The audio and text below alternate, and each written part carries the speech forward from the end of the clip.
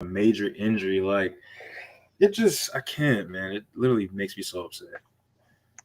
With that, so welcome to another episode of the Swamp Inside Florida Athletics. I'm your co-host, Anthony Beckle, on my other co-host, Jerry Brown. The ghosts of fall camp injuries, past and present. Okay, I'm completely finished at this point. What? I'm just telling the truth. But jokes aside, it's Marcus. Man, Come back with y'all. Really, man. We got Allie Peak joining us from a peek inside the Gators. Unfortunately, she had to bear the brunt of Marcus's intro. I mean, I don't. What did I do? I don't understand it at this point. I don't get it. All right. I don't understand. This is. I guess first of all, we'll do a check in with everybody. How's everybody doing? And then we'll kind of get into that because, been interesting. So, how's everybody doing? Well, Allie, start. I'm doing well. Today is the first day of school, so was up at 5 o'clock in the morning, getting all the children to the various places. The 4-year-olds are still home because they don't start till next week, but we're alive. That's right. Alive and surviving. Yeah. It's that time of the year again. Yeah, man. Same here. Alive and surviving. Thankful to be above ground. So, yeah, man. Excited to get into football season. And, yeah. Yeah, I echo those same sentiments. I got my Jaguar shirt on. Because, preseason's underway. Looked all right. And fall camp for the Gators is well underway. And the season starts in a couple weeks. Fun fact, the Miami game is also my father's birthday. So, salute Mr. Davis, man. Salute Mr. Davis. Hopefully we get a W for him. Hopefully, because last time we played on somebody's birthday, it ain't go too well. Mine. Dude, I totally understand. I got bad news and even worse news for y'all real quick. Which one do you want first? Bad news always first. Give us the bad news. Get it out the way.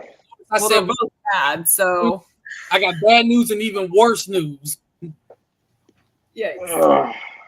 Which Just one? start with the worst news. Start with the worst news. Yeah, exactly. Get out the way. The worst news is the Twitter page for the live stream on here is not working. What in the world? Of course it isn't. That is so weird. Like, it's been working for 3 years. Like, I don't understand. We'll figure it out. And now here's the bad news.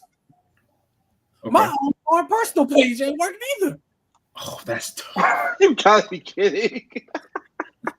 So maybe Twitter is down? I don't think Twitter is down. I don't know.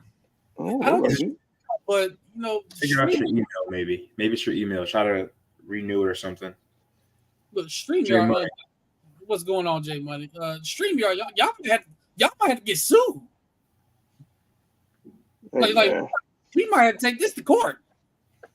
Can't be just messing up our vibe like this, changing our routine.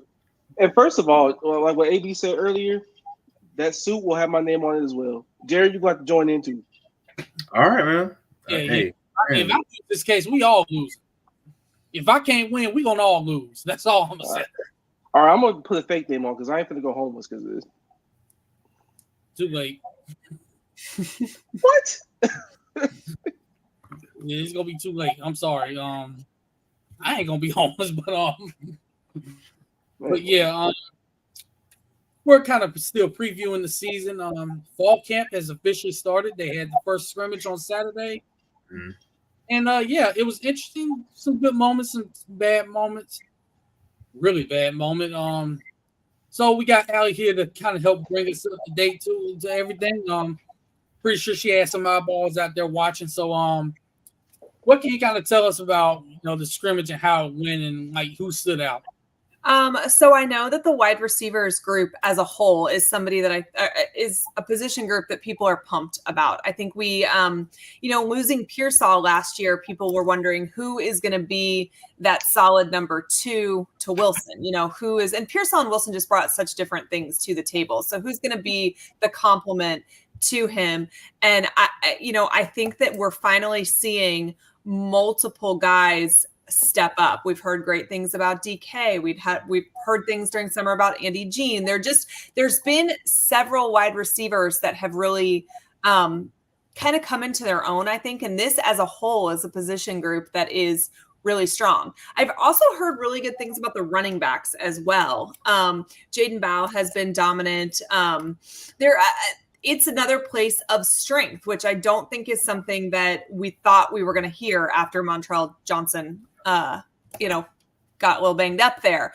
So, and as long as we get him back by Texas A&M, which is what I have heard behind closed doors is probably when he'll be back. Like, I think we should be good there. But the biggest question mark, and I know Dave Waters took some heat about this on social media this week, but is the offensive line. And I honestly didn't hear anything about them not being good. I just think it's a position we haven't particularly recruited well at and we're thin at. So one wrong injury, right? And you are in a really bad spot on offensive line. And the fact that your wide receivers are good, your quarterbacks are good, and your running backs are good don't really matter if your offensive line isn't improved from last year, right? Exactly. Because you never want to hear things where it's like, okay, all your skill positions are really productive. You got a lot of talent and a lot of bodies that can produce there. Quarterbacks, you have experience, and you have a freshman behind them that could probably get in and people are excited about. And then none of it matters because the 5 guys in front of them can't hold the blocks for long, a second and a half. And the guys on the ground, the ball's floating in the air. Plus, obviously, the thing of they weren't particularly good last year. You never want to hear, okay, they're probably not improving the way you want them to. But you have guys that moved around, guys who came in via the portal. Yeah. It's a freshman, they're not sophomores. Yeah. It's hard. I mean, our right tackle needs help. I think Barber is fine, right? There's a long way to go. We just, I don't know. I'm trying to figure out how to say this where Gator fans don't just eat me alive, but offensive line is a really hard position to recruit out of high school. I feel like we've probably talked about this on here. Yes, we have. Because most high schools are just sticking their biggest boys on offensive line. There's not a whole lot of development that happens at most high schools. Now, some have elite offensive line coaches and, then they come in prepared. But so you're totally gambling when you're taking these players out of high school. So right now, with the way the transfer portal works, you really got to hit in the portal on some of these if you're looking to make an immediate impact on your offensive line, because you're not going to make an immediate impact with freshmen 9 times out of 10, probably more like 98 times out of 100. You're not making an immediate impact on offensive line with freshmen. I just don't think that we did that in the transfer portal this year or the last couple of years. You can pick up an okay piece from an okay conference, but we brought somebody in from Arkansas who was one of the very worst teams in the SEC last year. So I don't know that was a huge help there. I don't think we did enough at that position. Do I hope that a lot of these guys surprise me? Absolutely. And I haven't heard anything negative per se, but one of the things that Napier has struggled with during his 3 years at Florida was enough depth at each position. And I think he's fixed that problem pretty much everywhere but offensive line, right? And unfortunately, though, if he hasn't fixed it and they don't improving in all the other position groups might not matter. Yeah, it's like none of these great receivers and great running backs matter if they can't get some space for them. Right. Yeah, and it's like with the portal, okay, you get a guy from school number 1,000. Yeah, sometimes you might get lucky with like Cyrus Torrance coming in and following Billy and being an All-American. Which that's a gimme, right? Because he knew what he was capable of because he was bringing them with him. Exactly. And then other times you might get a Damian George where, okay, he came from a really elite school. He came from Alabama. Arguably played him at right tackle where he probably shouldn't have been, and he struggled mightily at times. And now you're hoping, okay, we kick him inside the guard. Let's see how he does. Yeah. And he's looked better by a bit, but once the live rounds come in, you don't know. Well, there was a reason why he was kicked out the right tackle, and let's just say our prayers are still with Keontae Goodwin. Always, man. Always. Because David Jordan was not supposed to play right tackle until that happened, and then So and that's an example of not having enough depth, and then bad situation happens, and you are really in a bad position. Yeah, and I mean, I guess fortunately and unfortunately, the first game of the season, we're going to find out a lot, but it'll tell us where we need to build, where we need to improve. Hopefully, it pans out, but I think in the same time, not trying to talk trash within the Miami fans, but the ACC, as far as offensive line, it's not the same level of challenge, I would say, in the trenches as it would be in the SEC. So if we dominate Miami that first game, trenches look great. Going forward, it's not going to be the same. It doesn't really mean as much, Yeah. Miami fans don't love me this week. Chris Doering and Dory called them the Raiders of college football. And it has not. The amount of messages I have gotten from Miami fans and even just comments that I've just bookmarked for later said nothing. Wow. That's great. Why are they going in Florida to come through and beat Miami because there's so many people I would love to respond to. But they're pretty damn confident and they do have a good defensive line. But I think you're exactly right in that the Miami team we get week 1 will probably not be the Miami team that exists week 12, right? We get them at a great time. And I just think when they're Napier has one more loss than Cristobal, and Cristobal's done it in the ACC. I just feel like it's not going to be a good judge because I don't think they're nearly as good as everybody's hyping them to be. Nope. Yes, and that week 1 thing that it might not be as good from there to week 12. That's something that I'm going to circle back to when we get to the season preview because a lot's been made about the schedule, and I got thoughts. You got thoughts? Well, Sam Macho said it earlier today on College Football Live. He called them the most overrated team in the top 25 polls, and I mean, let's be honest. I mean, they get hyped every single year, and every single year they're a huge disappointment. So it's almost like, when are people going to learn? Yeah. Like there are just certain teams you shouldn't hype. And it's like the NFL too. There are certain teams you just shouldn't. Don't go there, Jerry. I know what you're thinking. I know what you're Only one particular team can lose a preseason game in which they get 4 interceptions. That's all I'm saying. Hey, man. Why you Say, man. That's real. I don't care about preseason because I just want to see the guys develop. But when you force Stetson Bennett to throw 4 interceptions, and it should have been 5, but they called holding and they missed the hold on the right tackle, by the way, for the Rams. I don't know how they missed that. Or the left tackle. They were doing anything.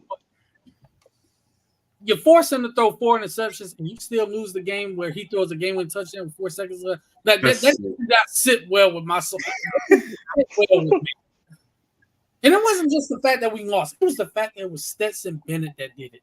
Look, dude, that was like when we lost to Florida State in 2014 when Jameis had this terrible game and we still found a way to lose. Oh my God. Yeah. It was funny. NFL Network guys they didn't drop nothing. That was the worst game you ever had. And the defense didn't drop nothing. They did. Yeah. Thanks a lot, Tevin Westbrook. Well, look, hopefully this year we don't have much of that, man. I think one thing for me is how does Graham Mertz perform this year in comparison to last year? Because he played so well last year. I feel like, taking care of the ball, protecting it. What happens if he has a bad game, and he throws 2 picks or so? People are going to start thinking, oh, DJ Lagway. I think there's a lot more pressure on him this year going into the season. I think that pressure's from the outside, though. I don't think they feel like that on the inside. I have spent some time talking to Lagway's high school coach. I've talked to his dad. I've talked to him. I've talked to several people that are around the quarterback room a lot. And I don't think that that's anything that they feel. This is Graham Mertz's team. And this reminds me a little bit of 06, and I am in no way saying it's going to turn out like 06. I'm just saying the senior quarterback, the freshman quarterback, there was no moment in that locker room in 06 where it was anybody's team but Chris Leaks. But you could have fooled me if you read lots of things that were printed that season. But that was not something that was a controversy. It's not anything that crossed anybody's mind. That was merely speculation outside of that locker room. And I think that this will be similar to this. And I've talked to several people that have been at practice recently, and they've said he looks like a freshman a lot of the time. Yeah. But that's okay. He is a freshman, right? This is what he's supposed to do, is develop on his own time when he can sit behind somebody that is a good leader like Mertz. Right. Absolutely. When he's ready, he's ready.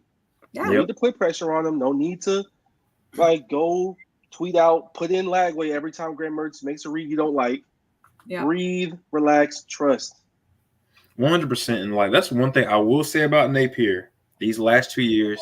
No matter how bad it's gotten, or no matter how great it's gotten for the quarterbacks, he always makes sure they're kind of leveled. You know, even when Max Brown came in, he made sure he was level. He does a tremendous job, in my opinion, with the quarterbacks. I mean, I got to give him that. Yeah. I'm not calling it 2006. I won't do that. No, it's not. Don't do that. You know, I mean, it is kind of. Ellie's kind of right. It is kind of eerily similar because even then there were some offensive line questions. You had a freshman backup quarterback. You had a leader at quarterback already coming back. You had one proven receiver, and you were wondering about the rest. I mean, I'm not. Now the difference is that schedule back then wasn't murderer's row like this one is. Like we're basically playing the Kansas City Chiefs every day a week. That and you were coming off a 9-3 season the year before. Correct. And you just got better from there. So. Yeah. Right. That is true. So I'm not calling it 2006. But some way we will dredge up some of that kind of magic. I'll take some. Can we have enough magic to get 7 to 8 wins? That's what I need. That's what I Thank need. you. 7 to 8 wins. That's all I need. Like, I'll be good. Yeah.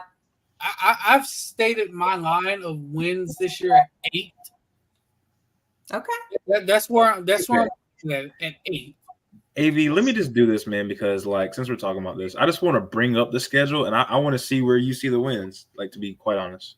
Yeah, you gonna have us undefeated going into one of the rivalry games like we did last time? I mean, we did not know that we would just completely drop the ball against Kentucky. See, that's what these schedule predictions are for. You don't know what's gonna happen until the balls were rolled out.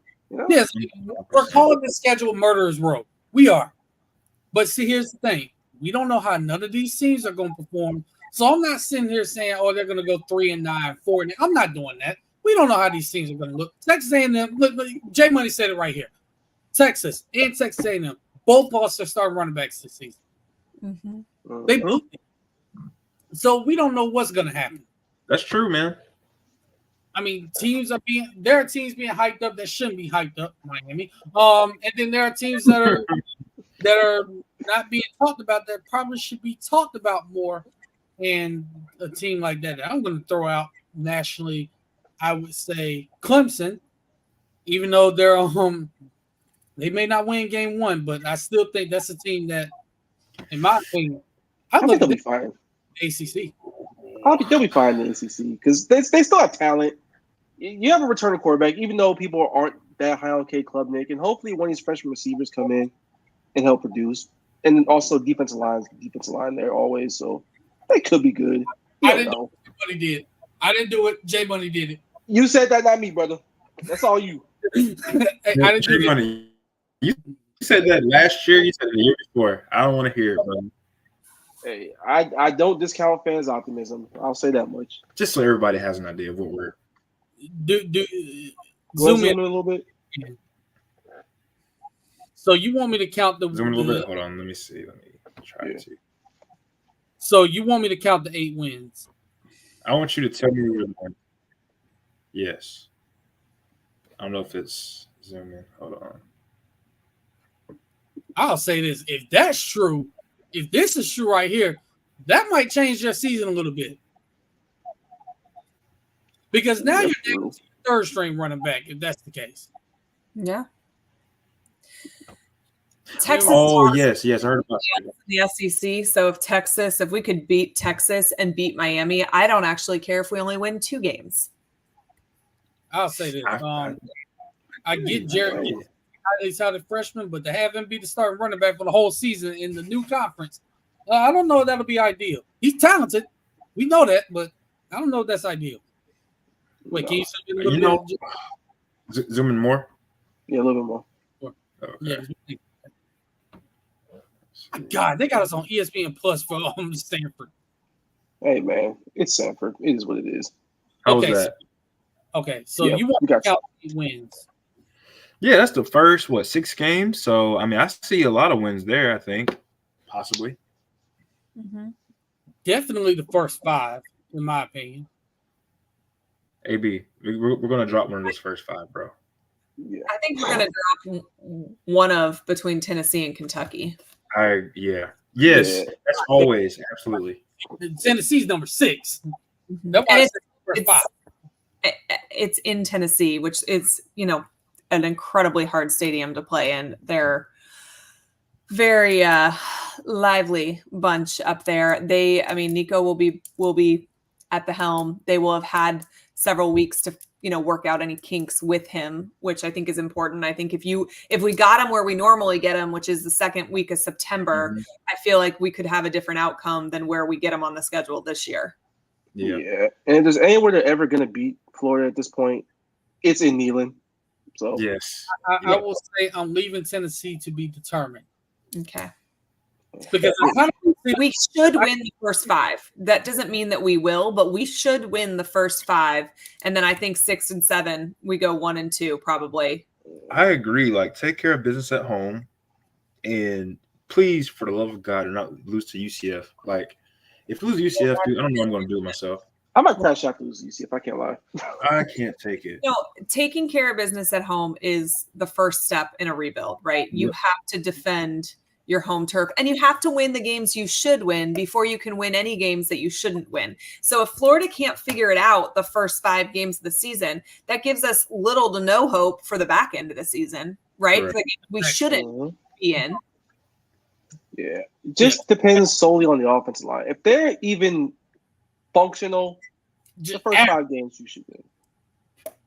If we can get out of this, 5 and 2, I would be quite happy. Yeah, even 5 and 2 would be good. I think there's a decent chance we finish after Kentucky 6 and 1. That would be phenomenal. That's why I said Tennessee's to be determined, because I kind of want to see them against NC State, because I think that's going to be a good game. I kind of want to see us against people too. Yeah. Of course. But I feel like we win the first 5. I think we get Kentucky this year. I think this is the year we get back to beating Kentucky. I think the fact we're saying that in the sport of football says a lot about where we're at right now. But you know what we have to do to beat Kentucky. It's literally the trenches. Yeah. Offensive line, defensive line. That's the whole entire thing. Every time. You have to out-athlete them instead of out-physical them like he tried to do last year. But we have, if you look at on paper, we have the athletes. It's not that they didn't out-athlete us. They out-schemed us. They were tougher than us. They were stronger than us. That game, if there was one game you were going to point to where strength and conditioning program lost us a game, it's Kentucky. It was that one. Punch straight in the mouth and you couldn't fight back. That's what it was. Yeah. I think this year we get them back. I think at the very least, our strength and conditioning has vastly improved. So if it's a toughness battle, we actually maybe are in it this year.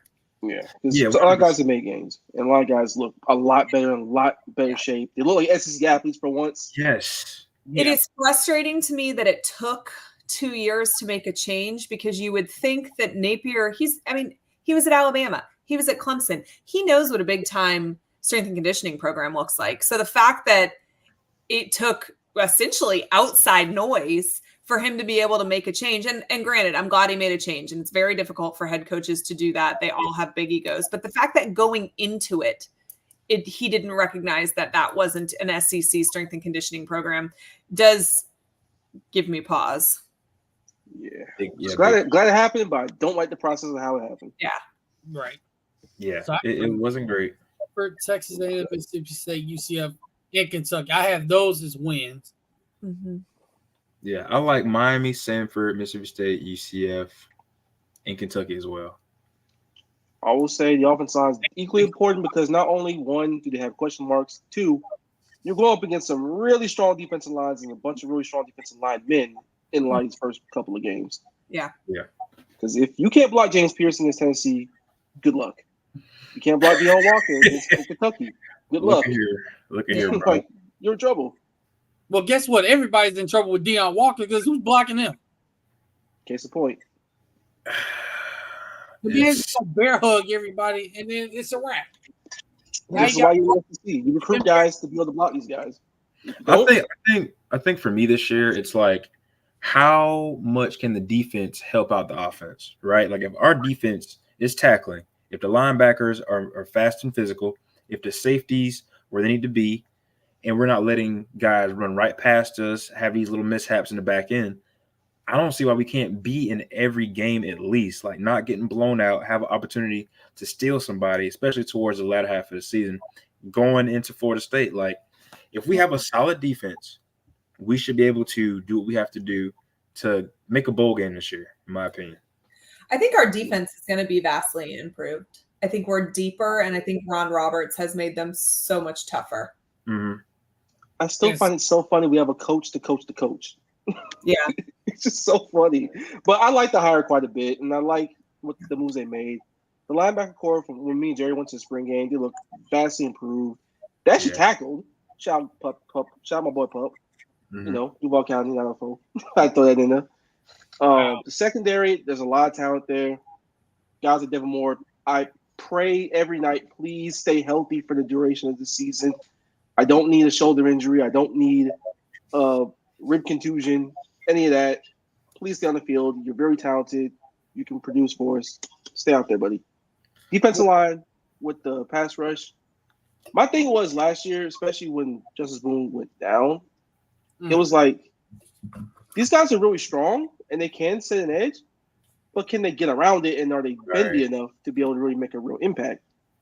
So hopefully we are able to get that there and hopefully Justice Boone's back 100%. ACLs are tricky, so I hope there's an improvement there. The interior I'm not too worried about, like at all. There's way too many bodies there that we can know what to do with. Even with the injury? No, even with the injury, that threw a bit of a spanner in the works, but I trust the depth there. Well, Marcus, I just want to say, real quick, since you want to throw out Duval County with Pup Howard, I'll just come right out here and say, until Montreal gets back, your starting running back very well might be from the 850 Meyer. Are you serious? Is it going to be him? It might be him. Because right now, what I've heard was him and Trayon Webb are basically 1 and 2 right now. Hey, where Trayon Webb from? I understand, but heard the 850 kid is right on his heels. Hey man, I'm right with it. As long as y'all boys can go out there and hit the holes, I'm good. So, Ali, have you heard anything about the running back rotation? Is it going to be like by committee, or is it going to be like there's a set 1, 2, and 3? So I have not heard whether it's by committee or 1, 2, 3, outside of the fact that I have heard that Webb is getting a significant amount of carries. And I think when you he has the most experience, right? He's and I've heard good things about Ba. I've heard good things about KD. I mean, there's Jacoby Jackson is definitely somebody who has gotten reps. I don't think it would be surprising if Jackson is the number 2. Which dang, that is wow. He's had a great summer. So this is a room that I think we should be confident in, even without Montreal. Ali, I told these two when he got on campus.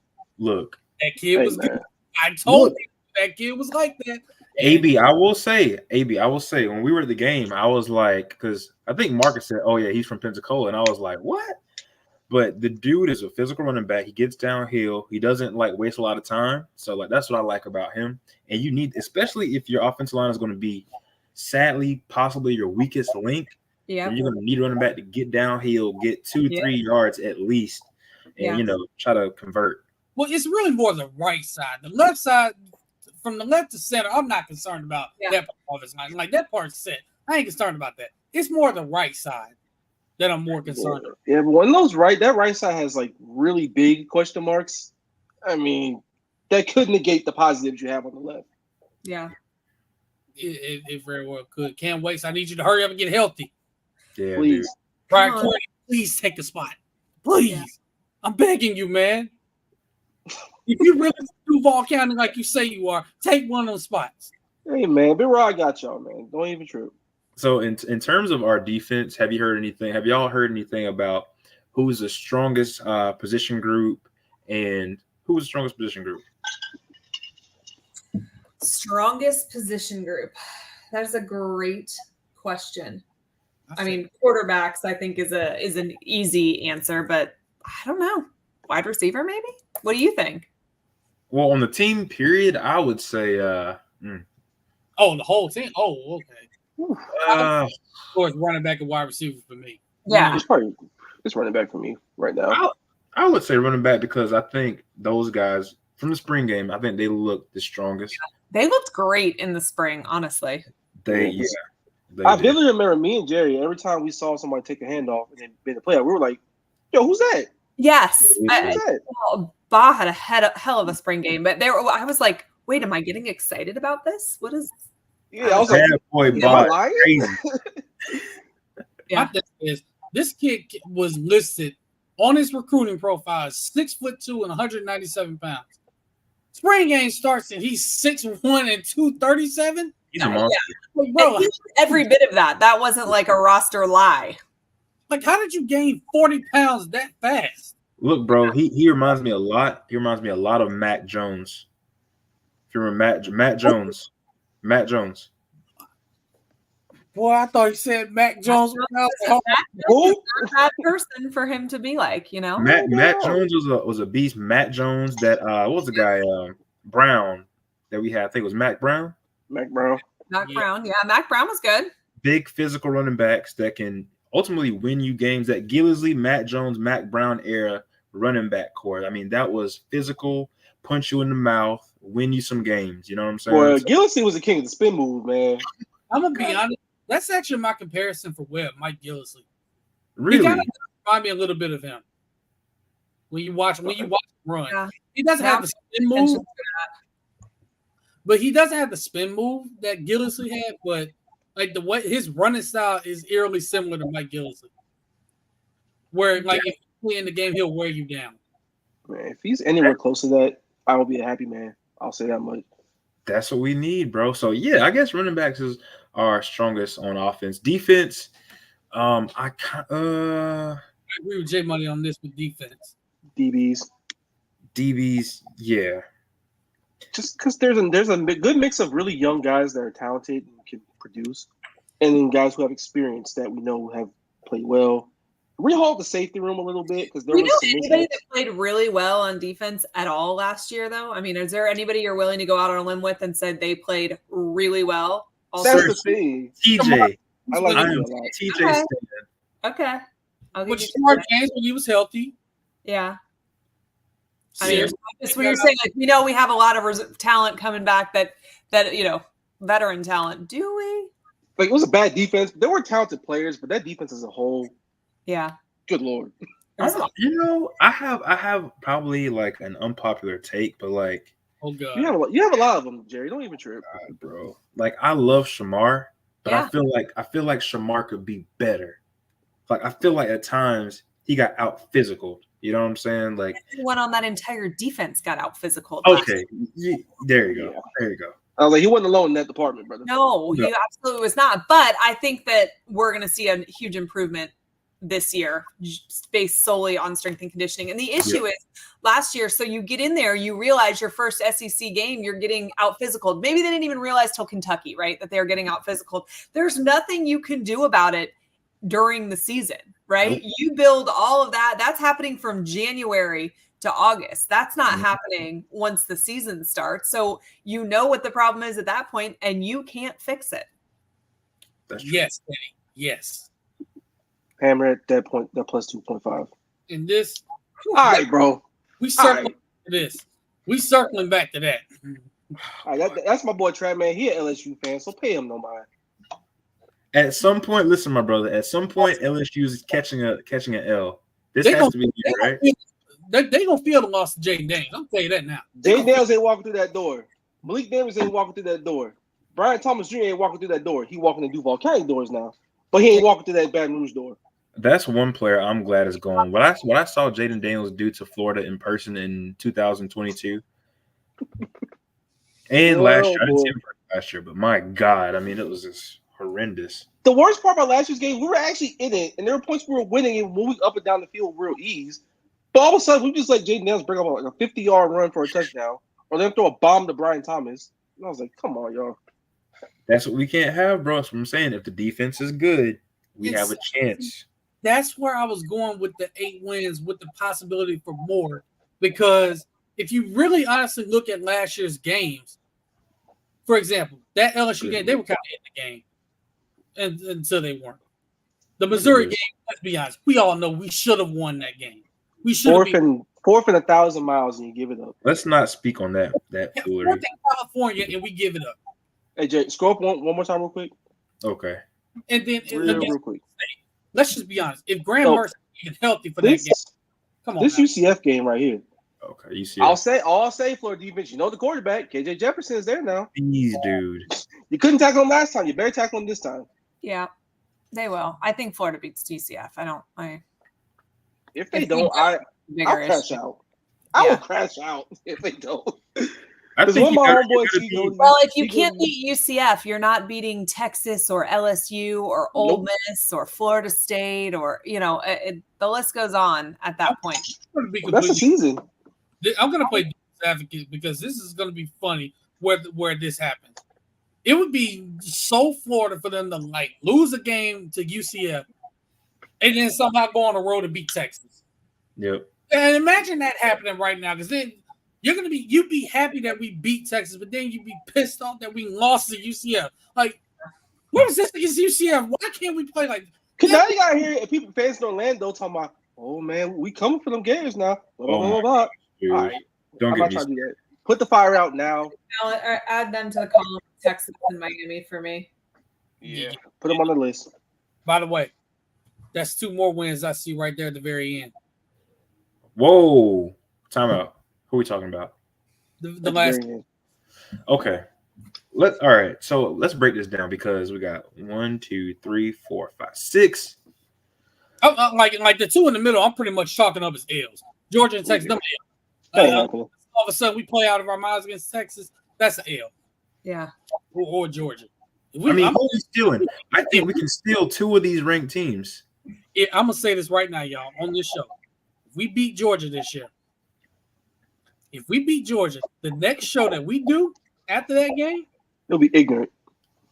You darn right, I'm gonna be ignorant. Hey, I'm gonna be past ignorant. Hey man, if we beat Georgia, I would be stunned, shocked, gobsmacked, surprised, every adjective in the book for. Listen, I'll always be rooting for it, but I would not bet $1. I might no, literally sir. myself on this show if we beat Georgia, just to make sure it's not a dream. But I'm gonna pop my shit. Don't worry about it. But I ain't gonna act like I predicted it. You know what I mean? But I will be smoking a cigar, playing no more playing GA by Pastor Troy because we played with GA that day. So y'all, I mean, how big is it and how important is it to y'all that Napier wins Florida this year? He wins the state. He wins all 3 games.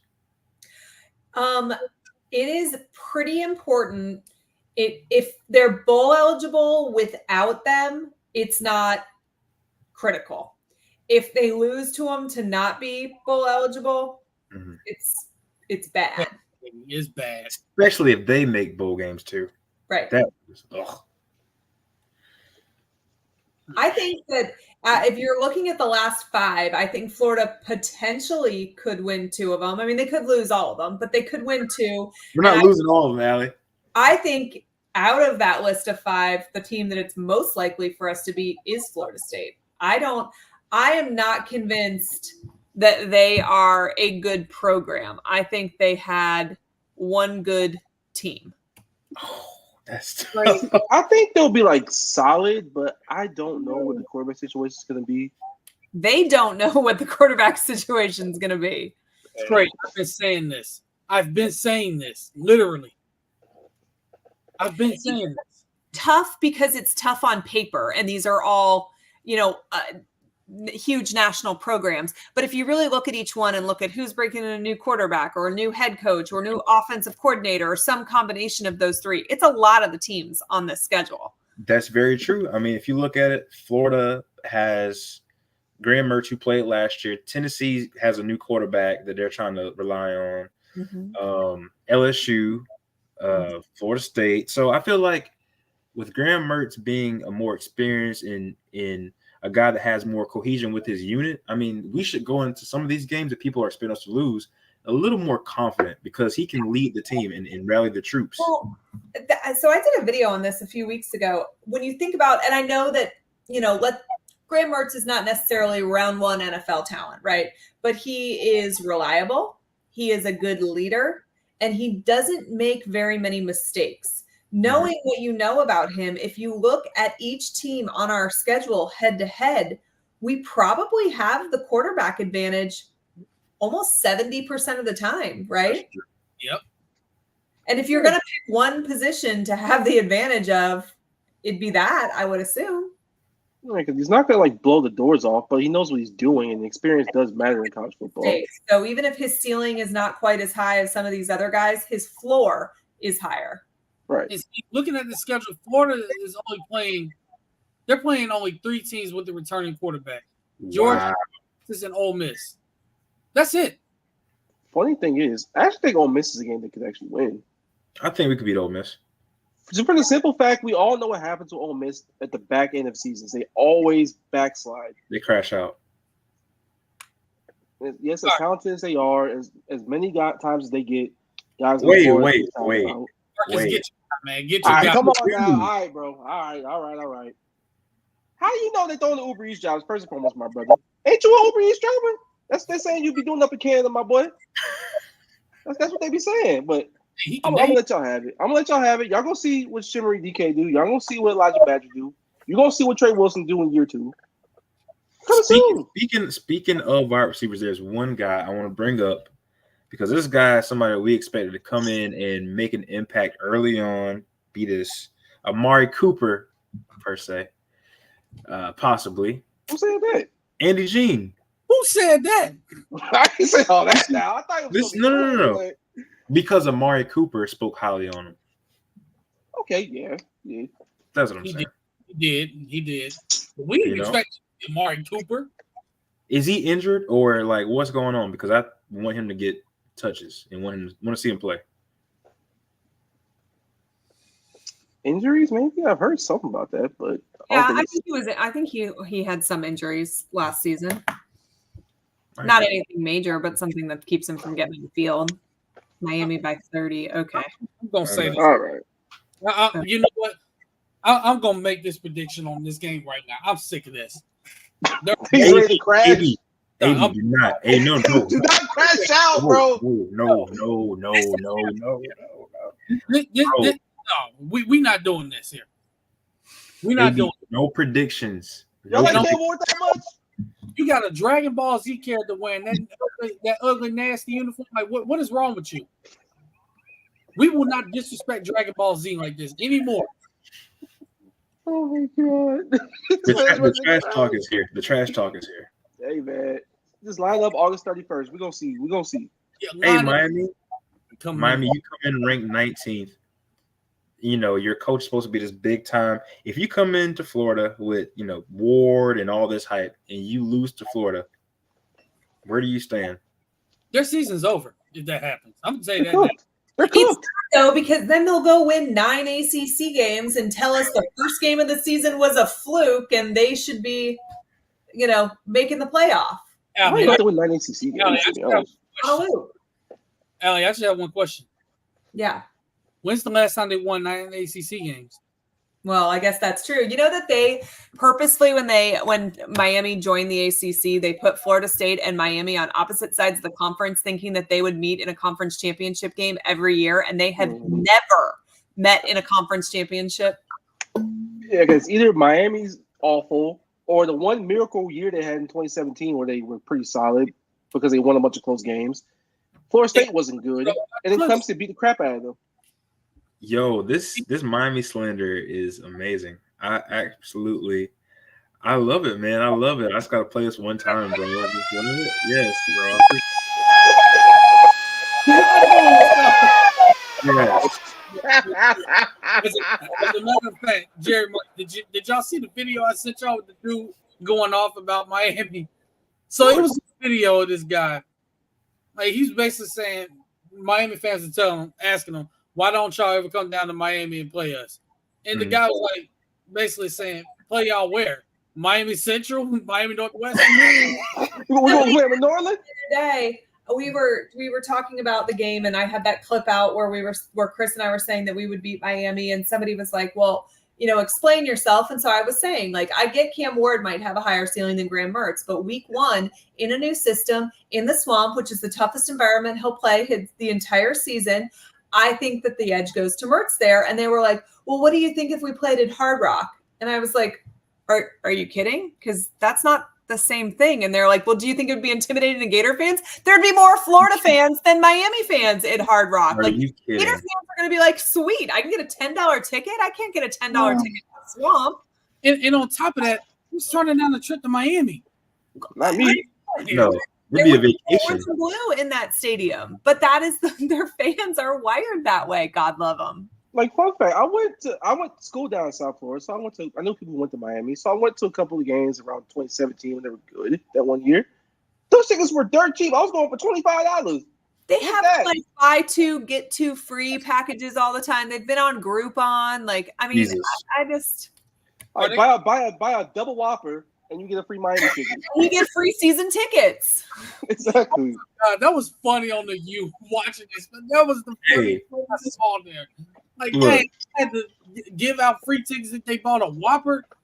Look, AB, it's bad down there, bro. And like, the new game came out, EA Sports Football 25.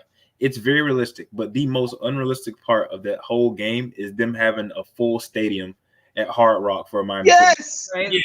The most unrealistic part of that whole game. I'm like, this is not happening. And also, if you haven't played that game and you want to play it, I'm gonna tell you right now, Florida's a little OP on that game. Oh, they're OP, bro. They're OP. They got fun. I can't lie.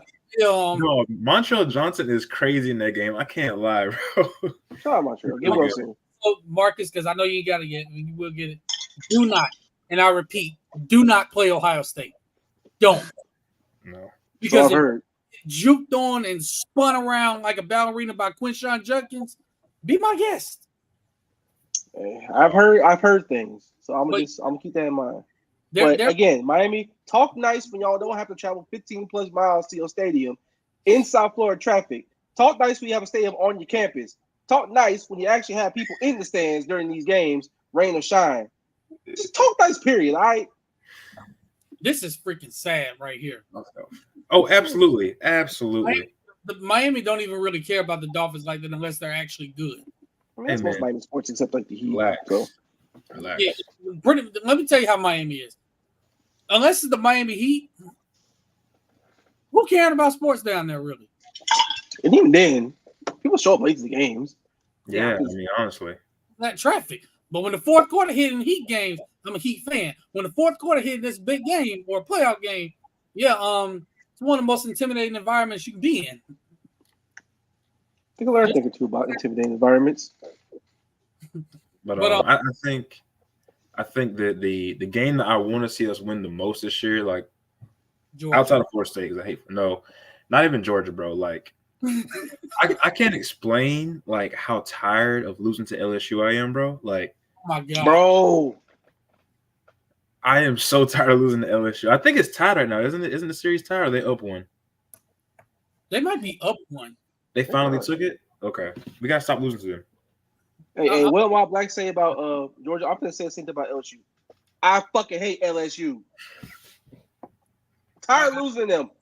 Yeah, but I don't like listening to LSU. I don't like listening to anybody. But if I look on the schedule, I'm far more annoyed when I lose to a team that I view as a inferior program, and I don't view LSU as an inferior program. So while I don't like to lose to them, and that bothers me, I'd sure as hell rather lose to LSU than lose to Kentucky or lose to UCF or lose to Miami or lose to anybody that I see our talent profile as better than.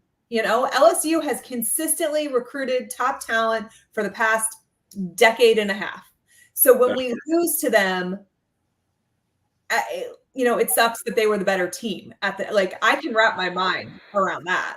I can't wrap my mind around losing to Kentucky when you look at, our past 4 or 5 recruiting classes and theirs, or South Carolina, or I guess we don't play them this year, obviously. No, But we don't play South Carolina this year. Wow, I just realized that.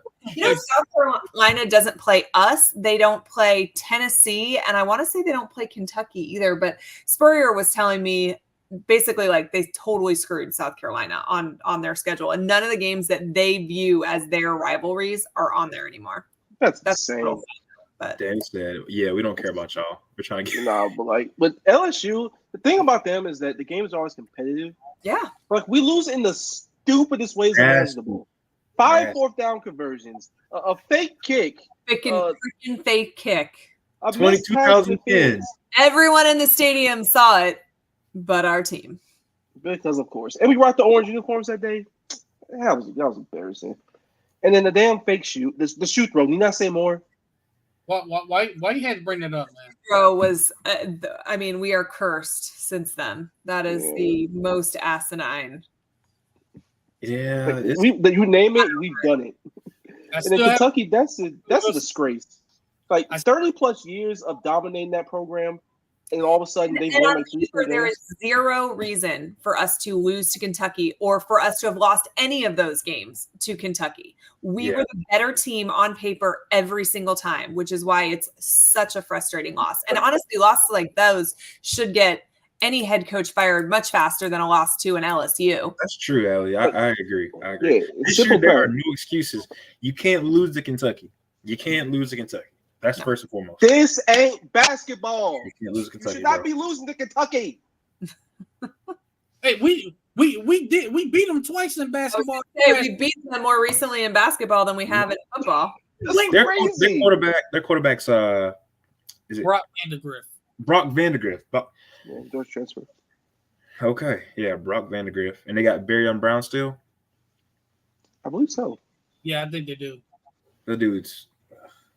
I mean, And what running back will they have this year that we have no idea about? He just comes out and just freaking like Benny Snell, Ray Davis. Ray Go ahead and say it because y'all want to say it and don't want to, but you know you're holding off. Cavassier Smoke. That's a phenomenal name. I can't lie. No, it's not. We all know what Cavassier is. Pass it. Oh, come I was on. just about to say that. Man. I'm not naming my kid after liquor, man. I'm sorry. I can't do it. That's crazy. But like them, we shouldn't lose to. Tennessee, you basically dominated in this entire century, damn near. Like me and Jerry have not seen us lose them in games since we were in kindergarten. We still beat them like once, twice, ever since 2004 or 5. Neal was the only place they've ever seemed to want to win against Florida because that stadium just goes insane. I'm tired of seeing that stupid checkerboard. I don't want to hear Rocky Top. The boy Nico, I'm sure he's going to be a great player for them. I ain't trying to hear it. I'm just not. He's going to be, I think Nico's going to be a phenomenal player, actually. I'll say this. If that game was close in the fourth quarter, be careful. I'm trusting Florida more than Tennessee. That's all I'm going to say. Yeah. Okay. Because all of those close losses from last year is where I think they take that next step and actually perform better this year in those situations. They're going to be more prepared and they have more depth. Well, it's going to be Napier. Like I think somebody said something about like when that Napier can call plays somewhat decent like throughout a game, but when it comes down to like crunch time situations, Gerald Fields.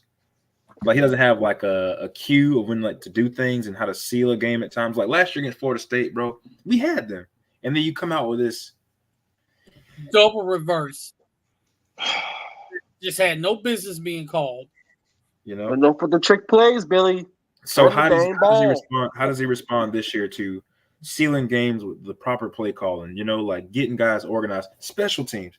How are you on special teams? Can you close out games on special teams? Can guys have the right numbers out there? Can you put the right amount of people out there on special teams? Just basic coaching, rudimentary things. Listen, that was actually good on that. Go ahead. The floor is yours if you want to talk about that. We don't know week 1 if those things are corrected or not. But the gaslighting that went on for fans with the special teams stuff, when he said I forgot exactly what the quote is, but it's something about like, well, statistically, we have, we're in the top 20 for special teams or whatever it is.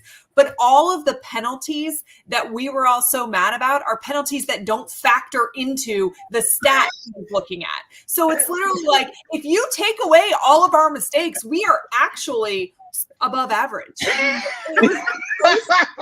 Third, like all of the wrong men on the field penalties don't count. Anything that negates the special teams play didn't count into the stat he was throwing it at. And that drove me insane. But he had to have known that it was a problem because he went out and hired Joe Houston. So even though he has never actually admitted to us that we were correct in our way of thinking, and he stuck, with the company line that we were not seeing what we thought we were seeing. Right. Hire Joe Houston. And I think that should make a huge difference. And I know everybody's been laughing about the mat, but that is a really standard, thing on the sidelines from high school all the way up. Right. I hope they use it. I hope they use it. But more than that, I hope there's a coach that is standing there, because it should never be on your players solely, right? Your special teams. When Eric played, it was their assistant strength coach who stood there, and he had a clipboard, and he was like, all right, 1, 2, 3, 4, 5, 6, 7, 8, 9. Okay, I got a guy on this play. My punter is, over here warming up in the net. So where's my 11th guy? That there's a coach figuring that out. That was their job. And so when Napier would say stuff like, oh, well, the player on the sideline said the wrong thing or whatever else. What? Why are you relying on that?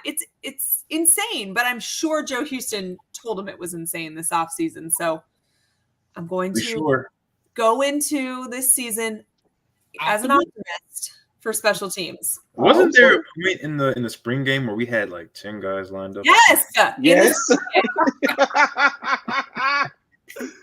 This is like, but also we could actually punish that this season, which I don't know that we were able to in the past, because one of your stars messes up. We didn't have the depth to bench his ass for doing the wrong thing. And maybe we have that now, and we can say, like, you're an idiot. You can't count. You can take a breather on the bench for a while. And we didn't have that luxury. That's true. It's so funny because he's like, well, actually, if you take out all these stupid things we did during the game that didn't really add up to why we lost the game, but privately it's like, yeah, y'all right. Let me go get a real special teams coach. It's like, come on, bro. All fans want. Like, if you had said, yeah, our special teams was totally unacceptable. That's why we went out and hired Joe Houston, because we know it's something we have to fix. Perfect. I won't say anything else about it. You admitted the problem. But when you sit here and gaslight me and tell me that statistically you are one of the best special teams in the country, and you're like, you dipshit. No, you were not. You were terrible. That cost us at least 2 games. Look, Alec, he's definitely listening to your podcast. That's all I'm going to say. He's definitely hearing your noise. You're one of the big people on social media and on YouTube. He's hearing your noise, all right? Well, he probably doesn't like me, but he'll live. Games. He's going to be, man, fuck this podcast. And he does the right thing. That girl and her stupid special teams. Why does she care about him so much? Right. Hires a real special teams coach finally. It's like, bro, you pay all 100,000 of these coaches to count. 4 people to hold your coffee, but no one's telling the special teams to go on the field? What? You got about 75 people go getting you Dunkin' in the morning before you go into the facility. Bro, I can't, man. Say this. Listen, I hope it gets soon. I wish Billy would have asked me why we care so much about special teams. I will put on film from 2006, 2008. You got that right. There's a reason Urban Meyer used to say, block a punt, win the game. You block a punt, you have a 90% chance statistically of winning that football game. No, that's like crazy. Blocking a field goal saved our season and won us a championship. It just, if you're not going to be close to perfect on offense and defense, which we weren't, you sure as hell better have a strong special teams to help, lift you up there a little bit. Instead, our special teams cost us at least 2 football games. Missouri and Arkansas, and potentially you could argue Utah, would have turned out differently without special teams mistakes. And if you win 3 more games, that seat is not even remotely warm this year. I will say this. I wouldn't necessarily put Utah in that realm for one reason. Because, yes, that penalty was terrible, having 2 numbers out there at the same time. That was terrible. But all those pre-snap penalties in the red zone. Oh my God, dude! Oh, What cost us that particular game? I mean, It was just not prepared for that, but that's part of what made that so painful too. Is that like you've had 7 months and this was the best you could come up with? Don't forget McNeese State. Yeah, Special teams in that game was also not great. it wasn't great, Bob. good about this upcoming season, guys. But we got a lot that can be better. Well, So, that's true. Yeah. A lot. now the question I had was really about was more so besides quarterback play, because we know what we're going to get out of really both quarterbacks if we're going to be honest.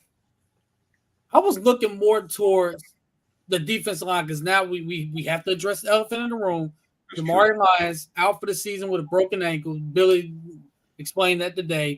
He had to have surgery on Saturday. Actually, that Saturday, he went for surgery. So, without Jamari Lyons, how big of a hit is it to the depth of that whole defensive line?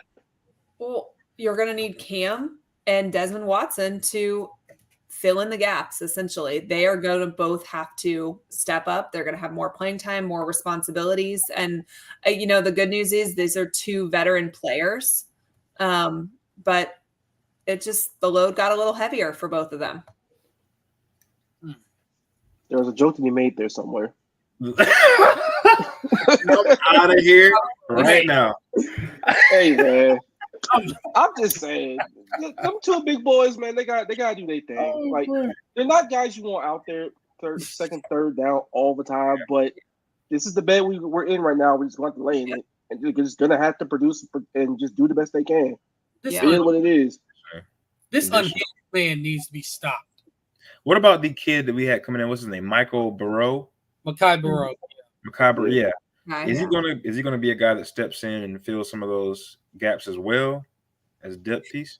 I mean, in theory, yes. He's not somebody I've heard a whole lot about this offseason. So, I mean, he could just be kind of flying under the radar, and now he's about to have his opportunity, in summer camp. But in theory, but I don't know that in practice he has shown a whole lot. Gotcha.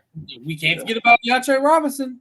Oh, yes. Yeah. Yes. Who has supposedly had a great summer. That's good.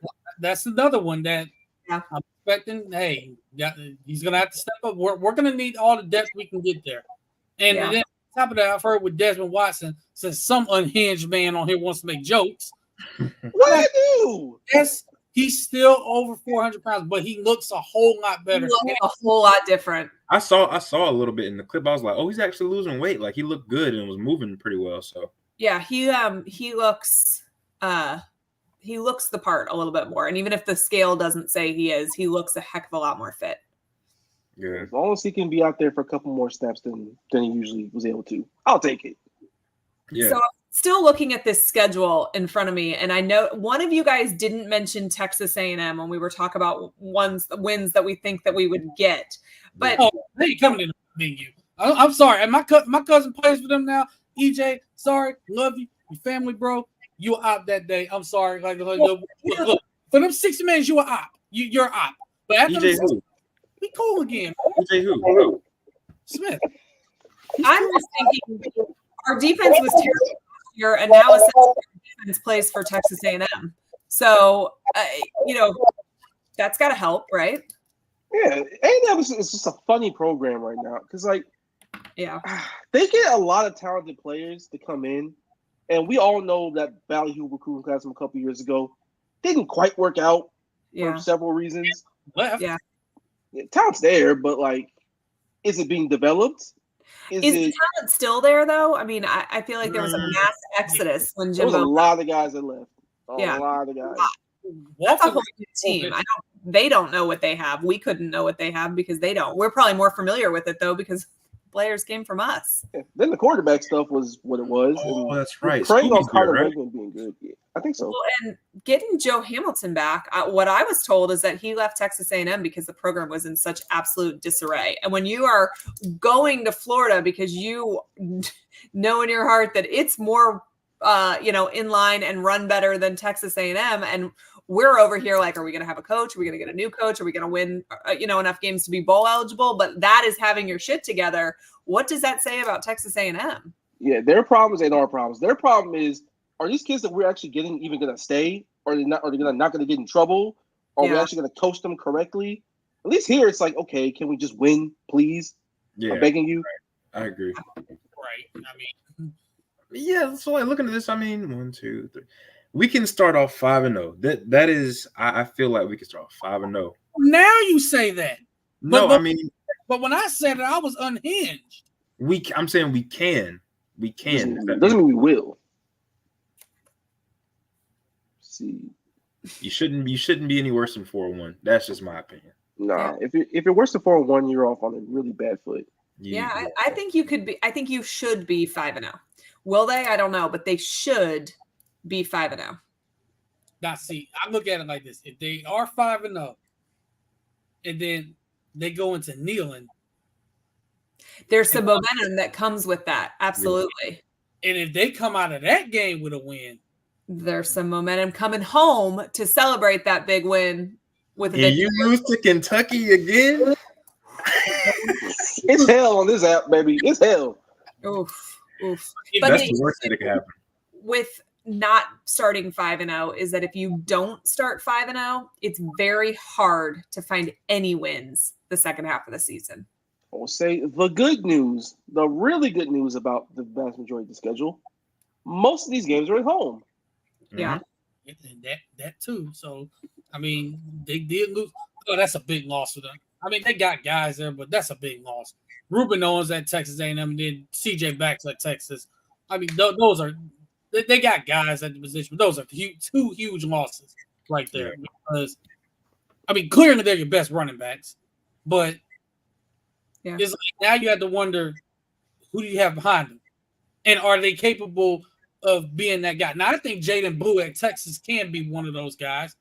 He's a good player. We've seen it, but is he an every down back? Right.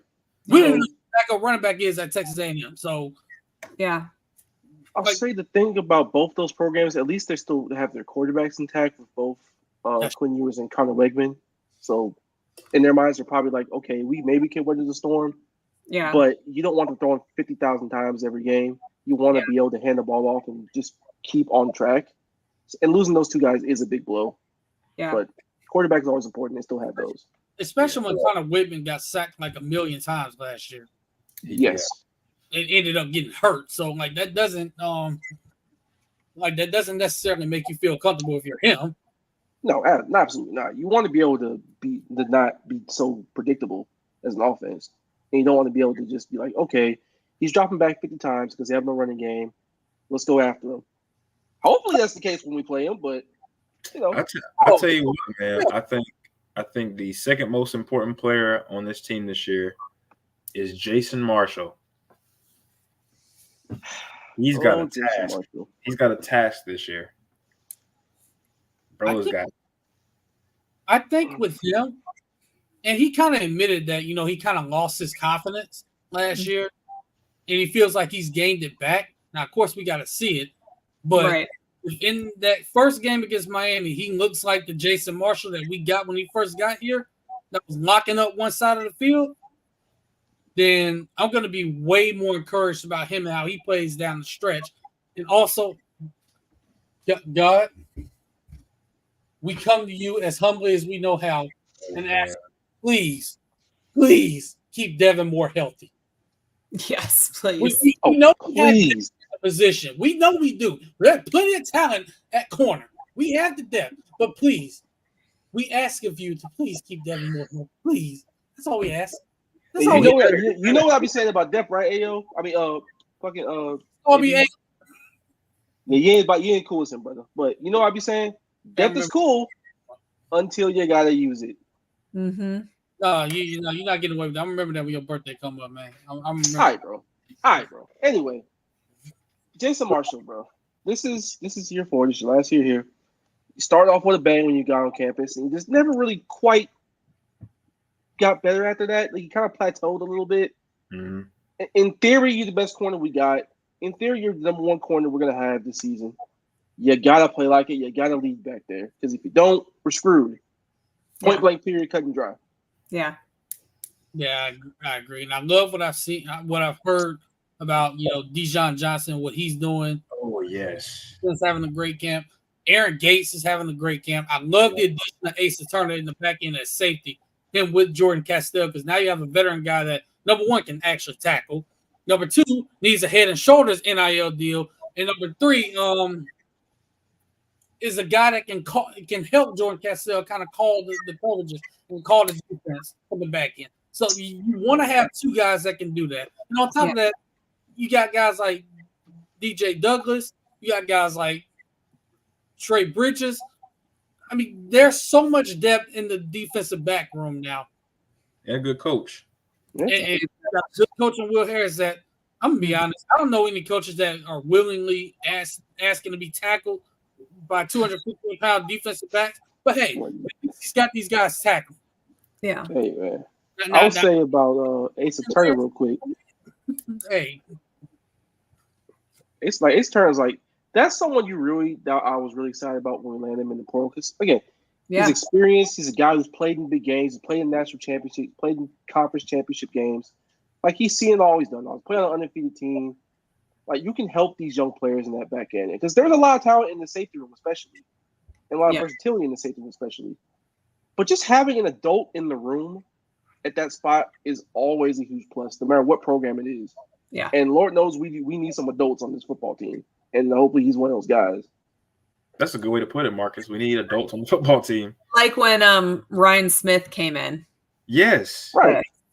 Absolutely. Yeah. I mean, we got some adults on defense for sure. Like Tyreek Sapp, I think, is one. Derek Wingo. Yeah. So I would hope we. Yeah, but we needed more in the DB room, right? Like some adults in that particular room.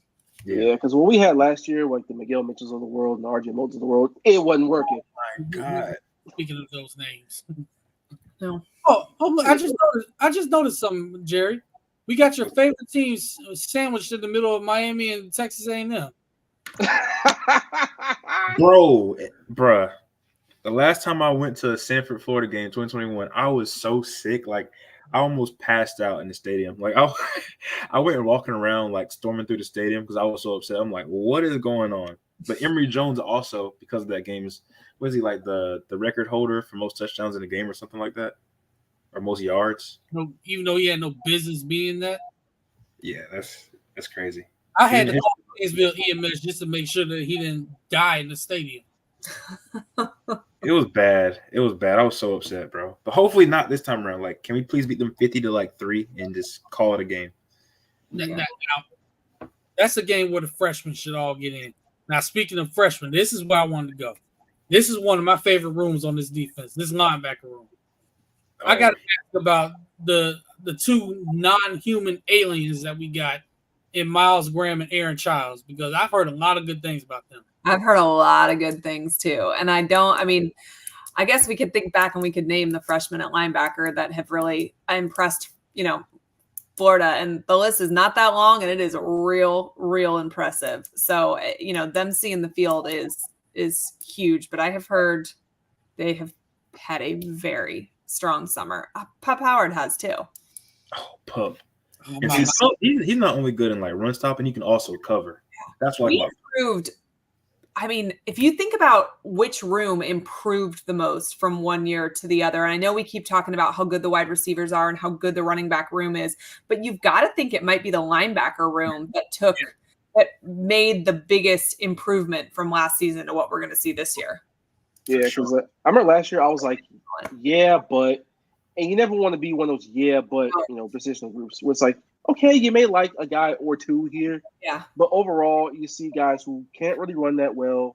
Right. Aren't the strongest tacklers, can't cover the way you want them to. But here, I really don't have those problems. I see good athletes. I see guys with great instincts. I see youth that's really talented. I see some guys who played in Major D1 college football that can play, and they've filled in a lot of the gaps that we had. So I'm really encouraged, and I'm really excited to see these guys get to work when the season really starts. Yeah. Yep. Yeah, and I definitely agree about the linebacker room. There's one room that completely flipped from one year to the next. It was clearly that room. I even forgot who it was. Shamar James and Manny Nunnery. Nunnery, yeah. Yeah. Hey, Y'all, Mr. Hodder Mitchell? Nice guy. Who'd you say? Marcus? Yo, Mr. Hodder Mitchell? I don't know what you're talking about. Well, you know. I don't know. Y'all know what I'm talking about. He was a good guy. Like last year, we had like a lot of good people on the team. I feel like they were. Yeah, but isn't good people code for just not a very good athlete? Because when you lead with like great player, if that's what they were known for, Champions of life. Can't win any ball games, but good guy. Hey man, what Bush Jones say? 5-star hearts. 5-star.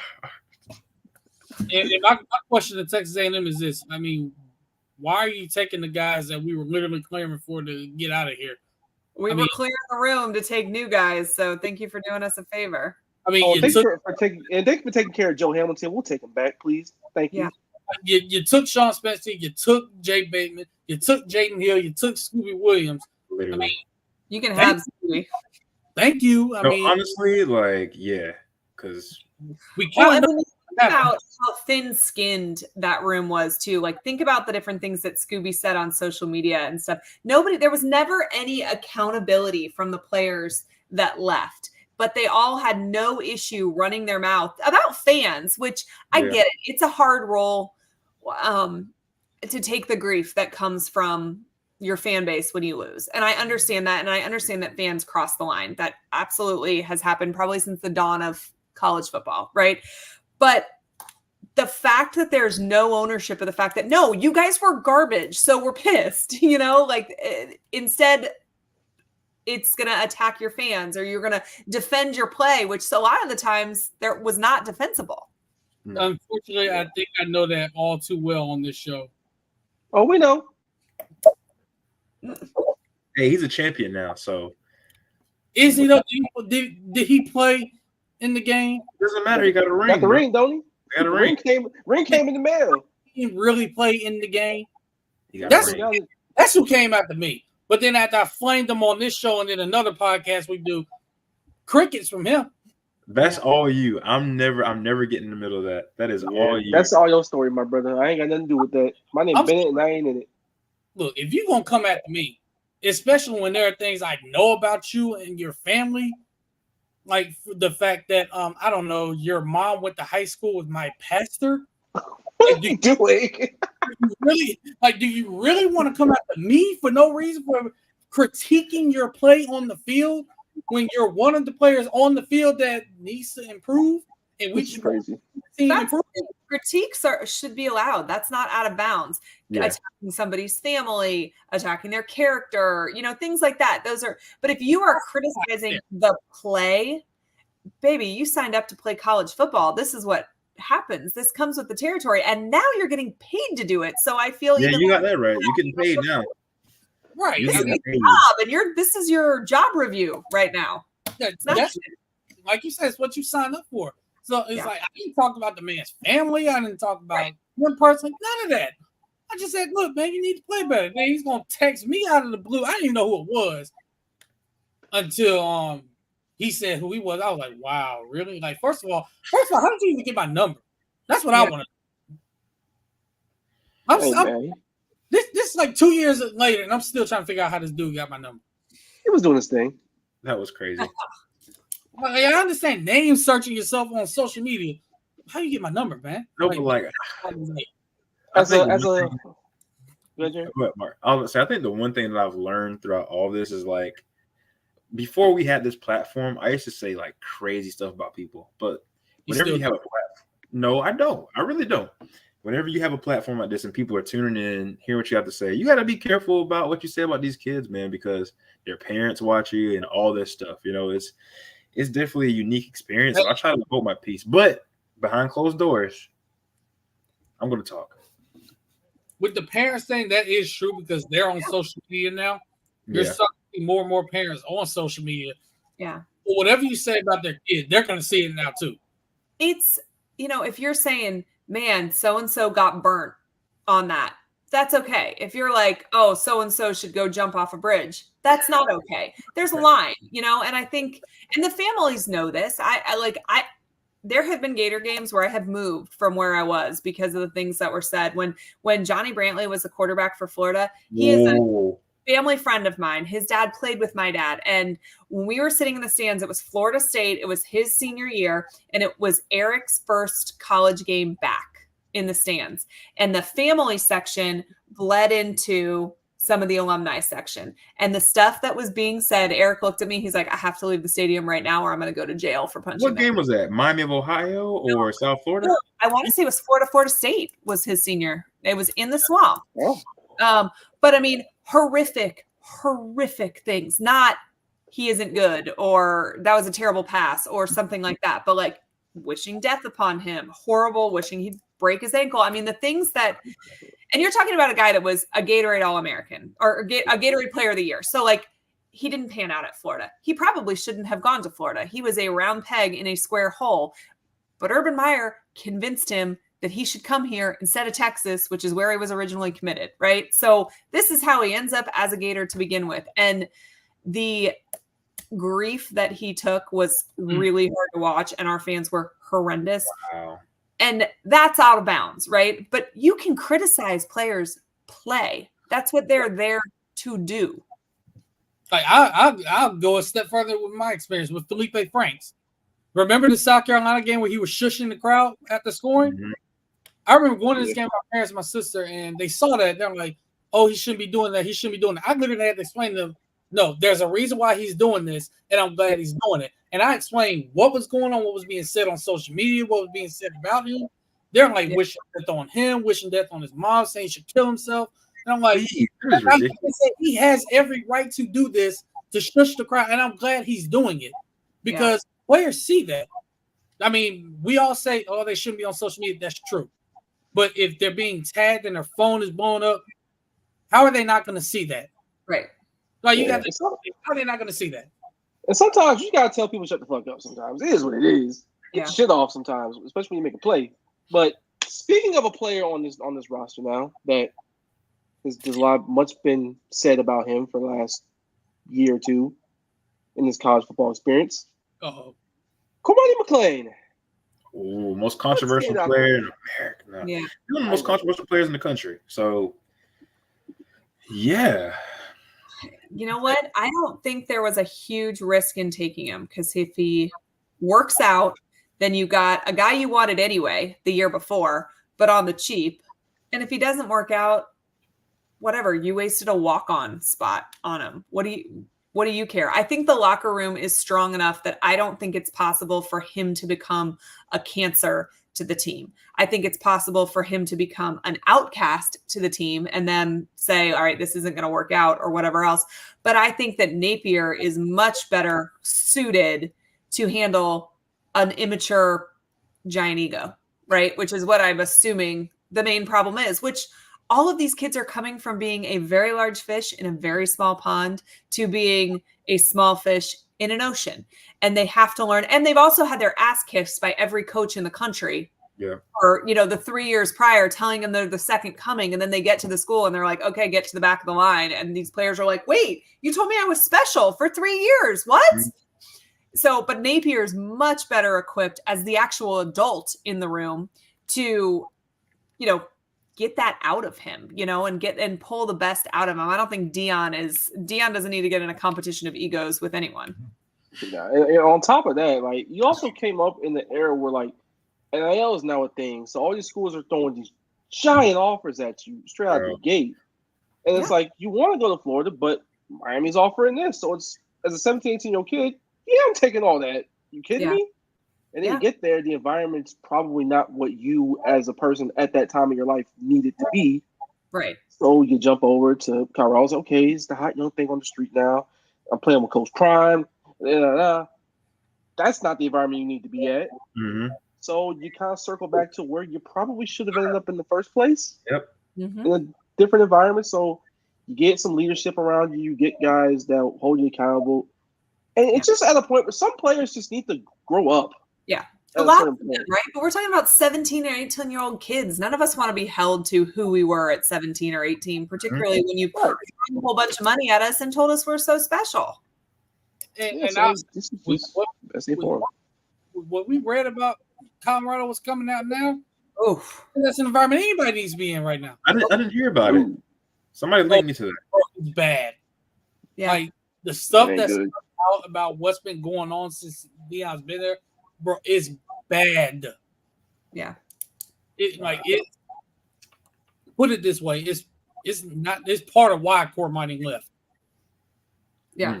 He just leave just because, he wasn't like kicked off team, like he just left because of what was going on.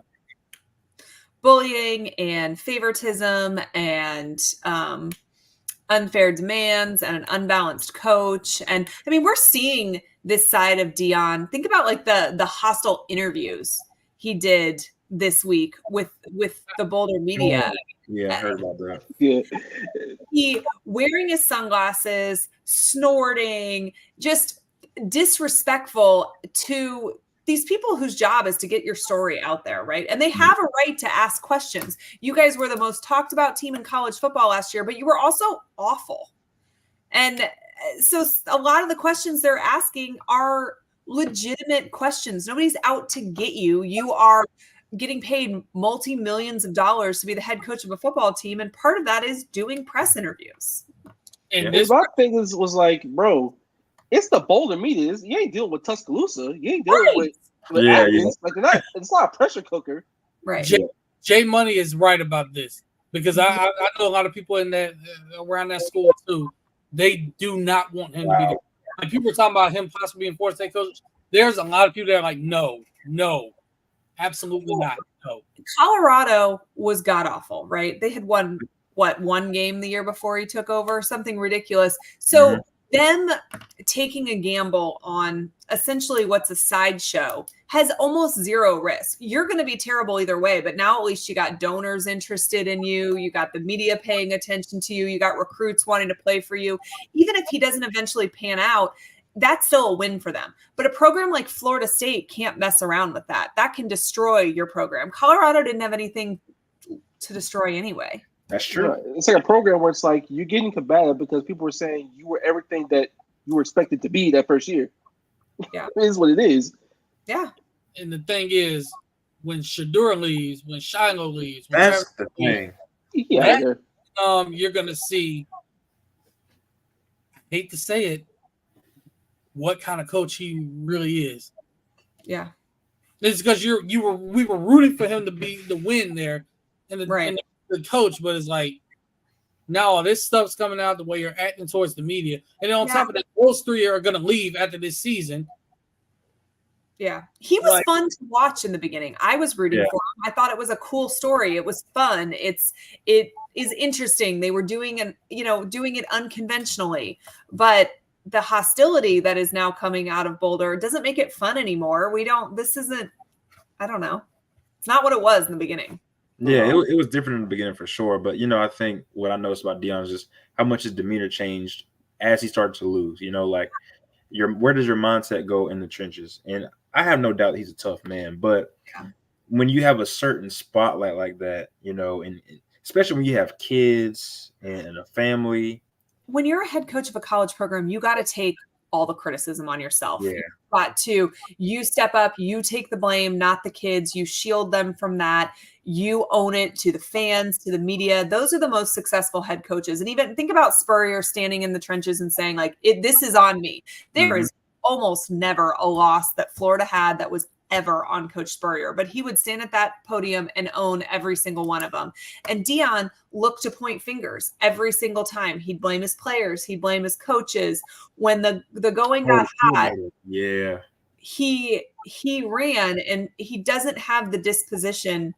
Like when he very first started, the part in Legally Blonde where Elle Woods passes the bar and she goes, "What? Like it's hard?" And I think that's what he thought coaching and winning in college football was going to be like. I'm an incredible player. I've made this entire career around this persona. This is going to be child's play. And then he found out it wasn't. And he wasn't even playing in a top 3 or 4 conference while he was doing it.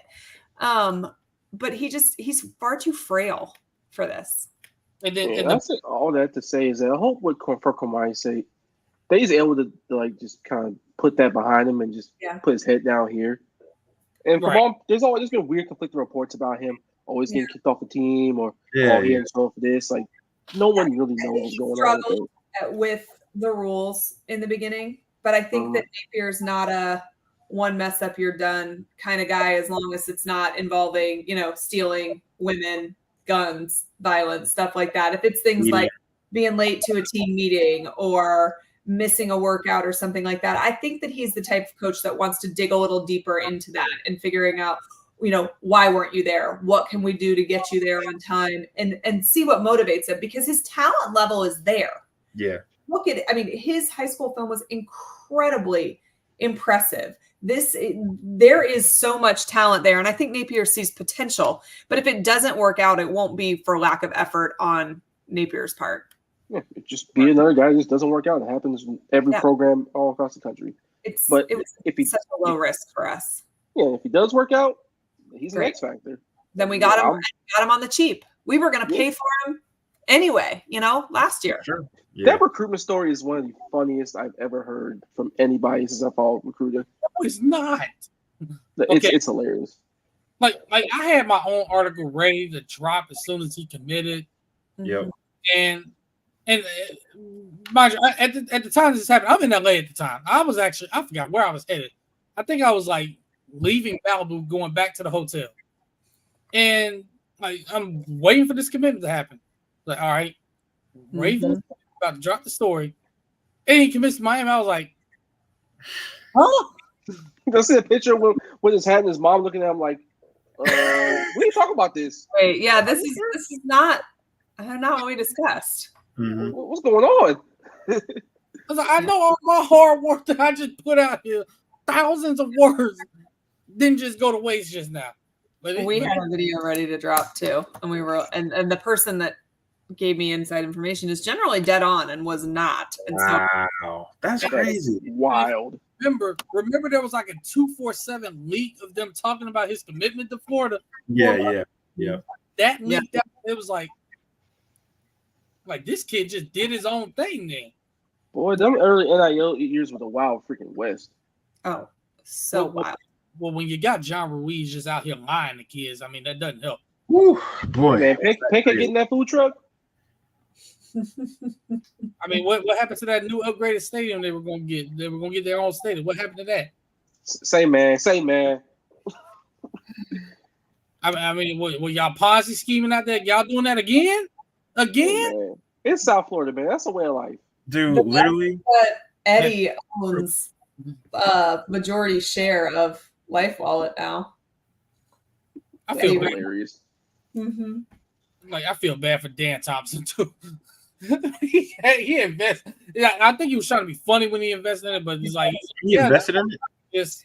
Yeah, he bought shares, and so basically, so he could tweet him every single week and be like, "As your shareholder, I'm not excited." Okay, that's kind of an elite troll, but like I'm wasting money doing this at the same time. Yeah, that's true.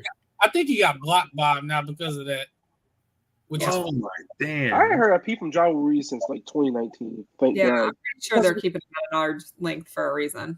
Well, yeah, because if he says anything, he's going to jail. So I mean, like, bro, you gotta shut up before you end up in prison. So just go off into the beach somewhere, do something. Just here, stay off of here. As a matter of fact, give me your computer and your phone. Yeah.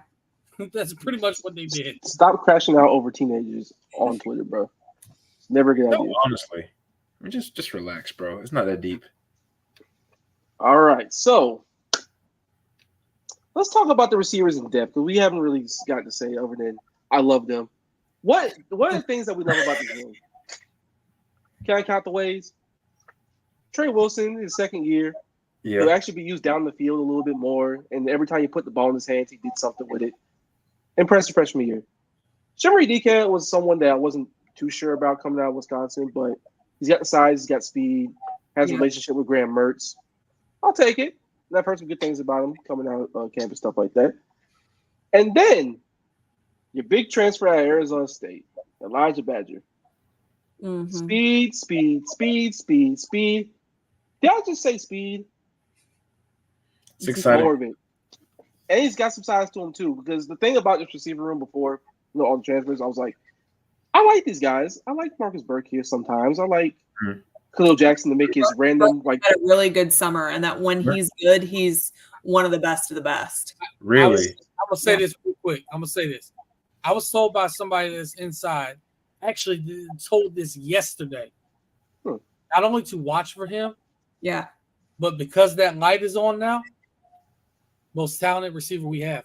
That is essentially what I heard about a week ago too. Is that something flipped in him? He seems like a different kid, but that talent-wise, he is maybe the best in that room. Hey, and where is he from? Where he from? Dude. I was like, I don't remember. What is this? Christian Academy's finest. Because I've been burnt. I've been burnt by Jacksonville receivers on Florida before. Yeah. Looking at you, Amafo Wood. Go back. But I'm excited for Burke. I'm so glad to hear the lights on for him right now from all accounts because the talent's always been there. It's just being able to put everything together. Been disappointing so far, but I think he's going to be good. Tank Hawkins is somebody that everybody's been talking about, and this is a freshman, so that would be huge to have him step up. Can we put him back there to return kicks, please? Yes, please. Seriously. But teach him the rules. Teach him when to take a knee. Teach him when to get out. We need to go over. Well, if you would like to have a Zoom beforehand, we can go over this. Fair catch is this. Hey, look, also, I'm putting my stock in my boy Aiden Mizell too. Okay.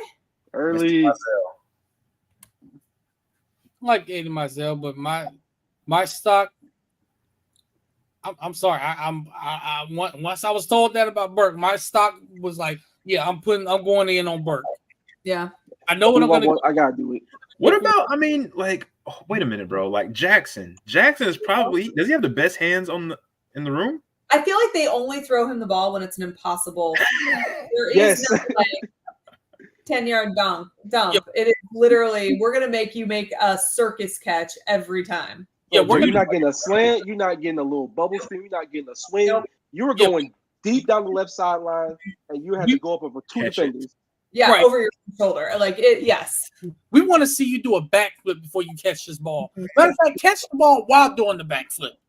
That's what we want to see. And stick the landing. Yeah. Of course. Do a Simone Biles-esque flip in the air. Right? No, let's not. do that. I feel like we have to have a red zone guy, right? So, like, who's the red zone guy? And is that like a Arliss Boardingham? Is that Boardingham's a name that we've heard a few times this summer, and I could see that being a role for him. That's what we need. I think the guy's super talented. Like, we saw him pretty much. He honestly saved Napier a whole bunch of slack when he converted that fourth down. I thought that was disgusting. Why are you throwing so short of sticks on 4th and long? Yeah. So I'm looking forward to seeing him, man. Did it work? It worked, but still, like, what are you doing? Wait, hey, did you say Frazier's? No. He definitely said Frazier's. Oh, did he? Red zone threat. Anybody would catch that. Hey, man. It took a minute, but somebody caught it. Man, Cole Jackson has like one catch a game, but it's always a crazy contested one. So, shout out to Frazier's for real. He did just graduate this past weekend, so shout out to him for that. We love to see that. Yeah. Even if football doesn't work out, you got that degree. We love to see it because that degree is going to take you places.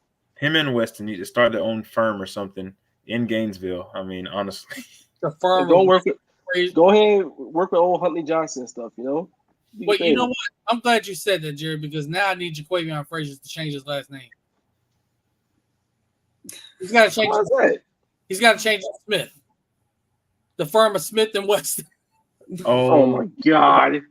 We got wrong with log off. Something is wrong with you. No, I mean, I mean, they both been on the well, especially Weston. He's been on the team like 10 years now. Weston's been since like 2018. I'm pretty sure. That man's a career student, bro. Look, Wait, and he man. played 7 different positions, but Ain't he the edge now or something? yeah, he's an edge rusher now. This is crazy. I'm done. Now, if he gets out there, he gets a couple of sacks. Now, Hey, look, Edge is loaded. I'm excited about Edge. Gums, all these guys. I mean, that's a guy I've heard a lot. I've heard that dude is like a freakish athlete out there. Yeah. Like I honestly question the take a little bit, but it's like now when we're hearing the things we're hearing about, I was like, wait a minute, did we just get a gym? Yeah. yeah. Look, it makes you wonder. Well, I mean, they haven't exactly. I mean, they've hit on their takes about 85% of the time. So I mean, I'm not really gonna question the staff when they take somebody at this point. They're pretty good evaluator talent in finding the diamond in the rough for sure. Yeah. And we There's also one name on the offense of it in the entire room that I'm actually kind of excited to see what he can do. Hayden Hansen. Oh yes. Yeah. I'm excited to see us use a tight end more at all. I don't care who it is. Yeah, You got that right. Yeah. I love Artis a lot. Hayden Hansen, when he got the ball, he could do something with it. So I'm excited to see that. Tight ends are always a hidden gem in any offense. I don't care what type of offense it is. If you can get someone that can block or just be an extra guy in the middle of the field that can make a good play for you here and there, or catch a boot and take it by 5 or 6 yards. If you got an offensive line that's going to be hodgepodge, then having a good blocking tight end is going to be huge. And even more so, also having wide receivers that take blocking seriously as well would be, incredibly helpful given that we're not sure what the line's going to look like. No, especially when you're going to run some screens too. On top of that, is Keon Zipper not going to play this year, or like what's going on with Zipper? Yeah, what is that? I don't know. I will say this. He's fully recovered, but I don't know. That video looked good. Whenever he planted, I was like, yeah, that didn't look good. Because you can be fully recovered, but not really be the same. True. That's true. Yeah, I heard he may not play a whole lot this year, if at all. Yeah. That's Jake. He's a good guy. Yeah. I love Zip. So anybody got any final thoughts before we wrap it up for the night? Final record predictions. What we got? ooh. Whoa. I thought we weren't doing that, man. Hey, man. Now that we talked about it, and we might as well just go ahead and put it on the spot now. Let's put names to it. Adolf. I'm going to say 7-5. Dang, you stole mine, Ellie. Godly. Okay, who are the wins, though, if you had to predict? All right, I think we win the first 5. Okay. I think we win one of Tennessee or Kentucky. Okay. And then we win one of the last 5. Okay. Dang. I'm going to say it's Florida State, too. I'll take that. If we beat Florida State and lose everybody else, I'll be perfectly fine. So, I'll be a happy man. I'll take that. Just be a rival. I don't care who it is. Be a rival. Jerry. I don't want to lose to Sanford. No, I'm leaning 7-5 as well. 6-6 is the floor because it has to be the floor. You can't go 5-7 this year. Bowl eligible. Got to be bowl eligible. 7-5. At best, 9-3. I will tell you, somebody that I talk to on a regular basis that works in the media who said 7 wins publicly when he was asked on ESPN told me privately he thinks 9, which would be wild, but not out of the realm. If we're better than what people think, and other teams are worse than what people think. Mm-hmm. Yeah, which it's college football. This always happens. I think that got is considering he was on your show and lives down there. So that kind of helps. For me, I guess y'all waiting on me, huh? AB's going. Of course we are. 11-1. I already know, bro. We done been here before. Doing that, man. Not this time. If we go 11-1, first of all, who the hell did we lose to? Kentucky. Georgia. If we got 11-1, we lost to Georgia. Yeah, Georgia. second of all, that one loss, do they want to play us again? No. If we go 9-3, we're going to the playoff most likely. I mean, I it's think true. so too. Uh-oh, Jay Money. Just got challenged. Oh. With that revision? And I hope so. I think we can conservatively win 7 games. I hope we pick up another 1 or 2 along the way, and I think we could. But the first half of the season is going to tell us a lot. I also reserve the right to dial that back, pending what I see the first 5 games. Jay Money, smile for the camera. Also, I would say this. I don't trust Lane Kiffin coming to the Swamp. I think he'll choke that game. Yeah. That's my move. I don't trust like Kiffin late in the season's period. Nope. As an FAU fan, I stand by this. No, but I love watching him on Twitter. Shout out Joey Freshwater. Damn, y'all. Marcus, did you give yours?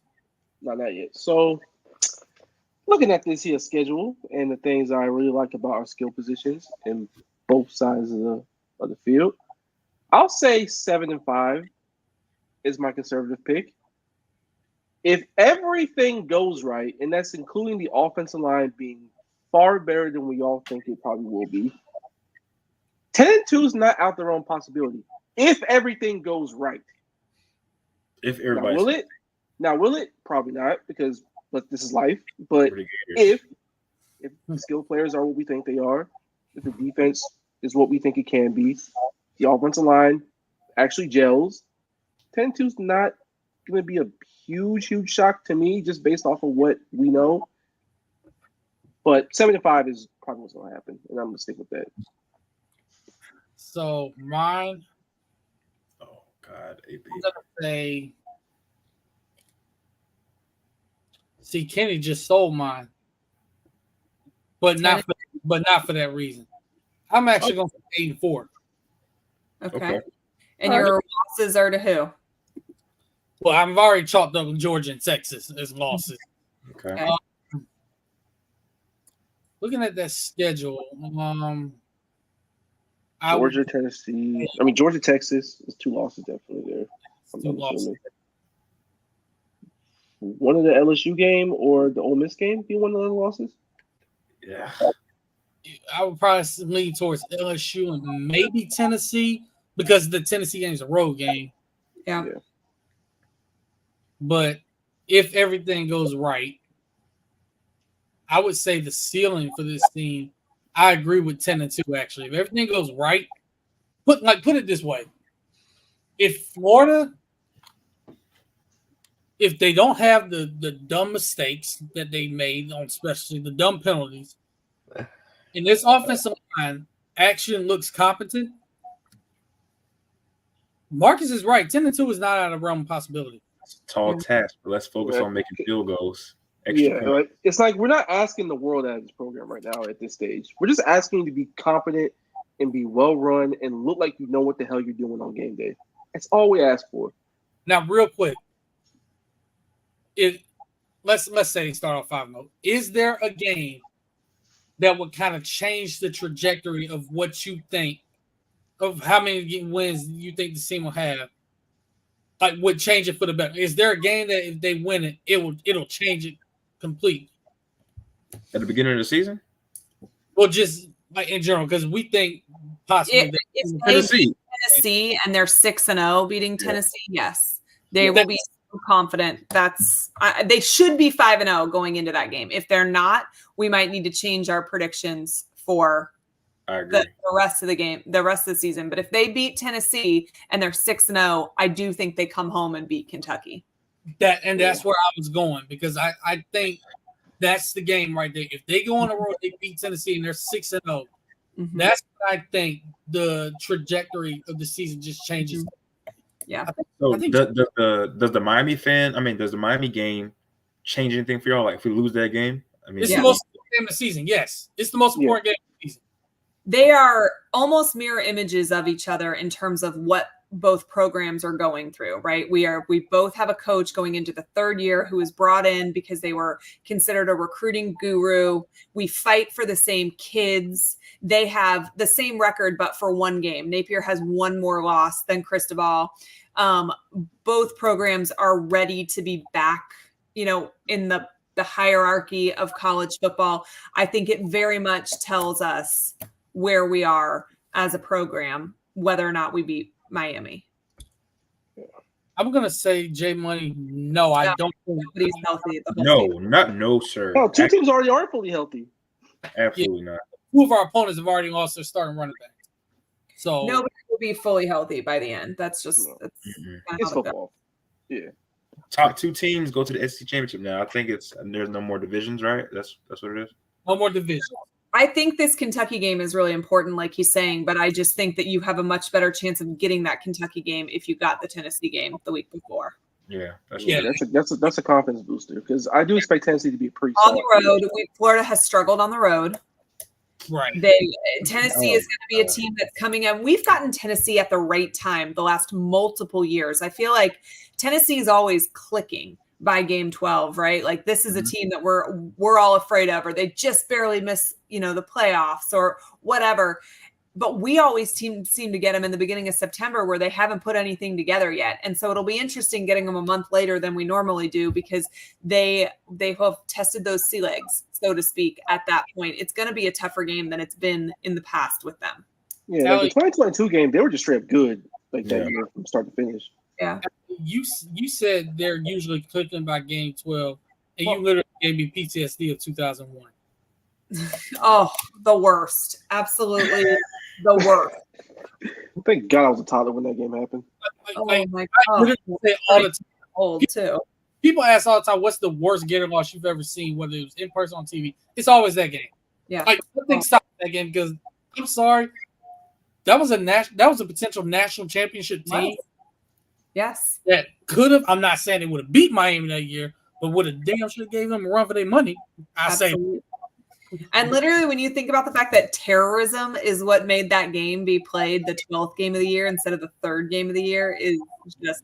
Osama really cost them a championship opportunity. That's crazy. It probably wrecks the Heisman, and maybe Spurrier doesn't leave. There's just so many things that Osama bin Laden ruined for us. Jesus Christ. I will do shameless plug. If you've never been to New York City and you have an opportunity to go there, I highly recommend going to visit that memorial. One of the most humbling experiences for me. I will say that now. Like when I say literally left me speechless, seeing all those names, literally left me speechless. In New York? Yeah. If you've never been, go to the 9/11 memorial. Definitely recommend that. But that this has been a great episode and great conversation. We were not homers like y'all expected us to be. we were not homers. I did not say 12.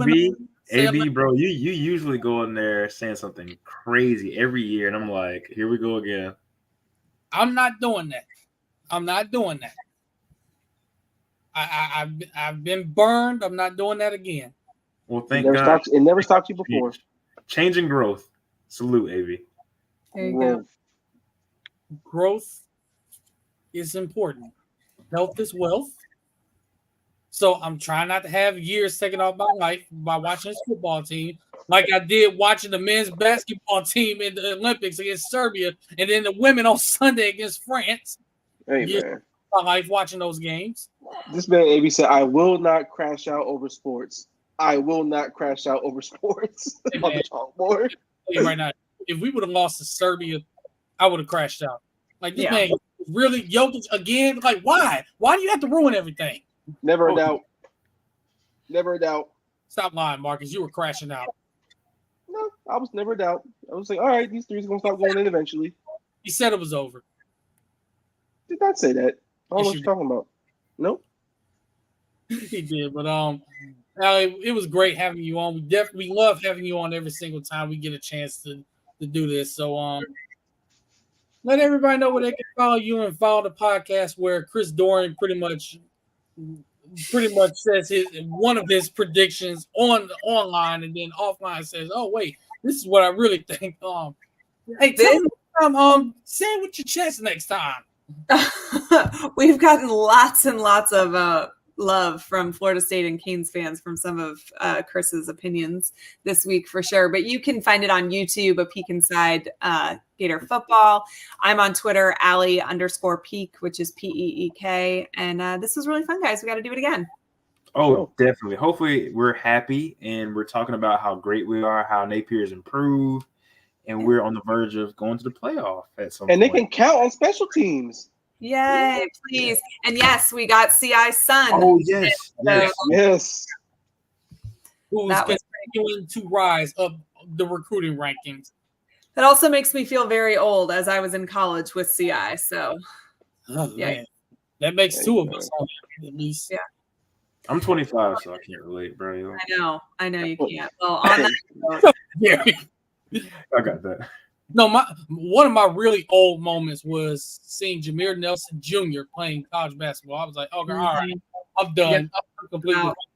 Like, watch your daddy play in college, and now now you're nearly in the NBA. Like, why? Yeah, I had an old moment at 15. I was like, wait, y'all remember Al Harris, the corner for the Packers back in the day? I was like, why is his son playing for South Carolina? What's going on? No, these two actually did have an old moment. No. With Drake Kirkpatrick Jr. Yeah. They had an old moment with that one. Because ain't no way. Like I was like, no way. This dude literally just got out of the NFL, and his son's 18 is already on campus now. Yeah. Like my brother, you was just on campus. Like what is this? What is going on? Yeah. I was like 12, 13 years old when he was playing for Bama's last year there, and also he got a kid going there, and I'm like 26 now? What's going on? All right, guys. Well, I got to go put the oldest child to bed, the high school kid who's messing around playing video games, I'm sure. So he's on EA 25? Dope. He is, but I'm not supposed to do that during the week. And now it's the school year, and I have to pretend to be serious. So I gotcha. Yeah, everybody out of here too, y'all.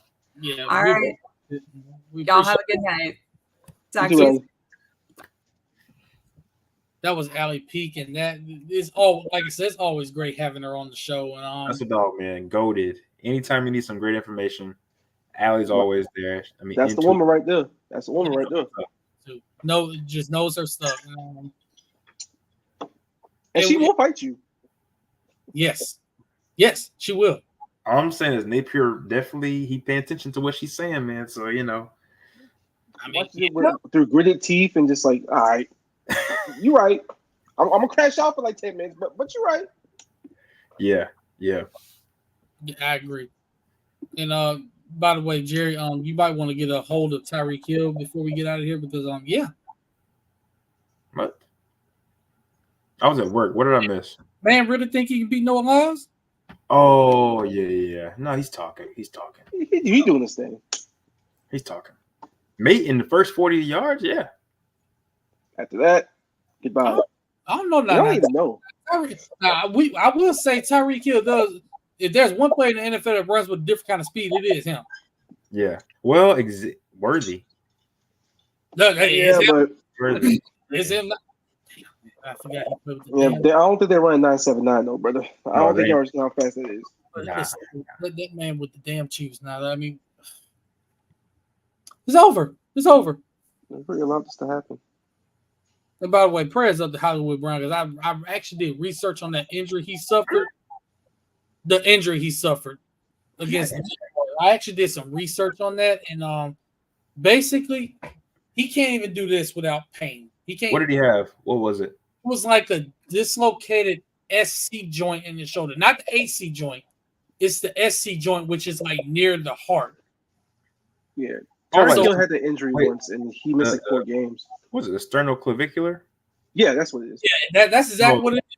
That's what it is. So, like, it wasn't serious enough the way he had to have surgery. He actually flew back to Kansas City. So, but he can't, like, I think my guess would be he misses at least the first couple of games. Yeah, he might not want to get hit there either. So And see, that's why. That's the concern.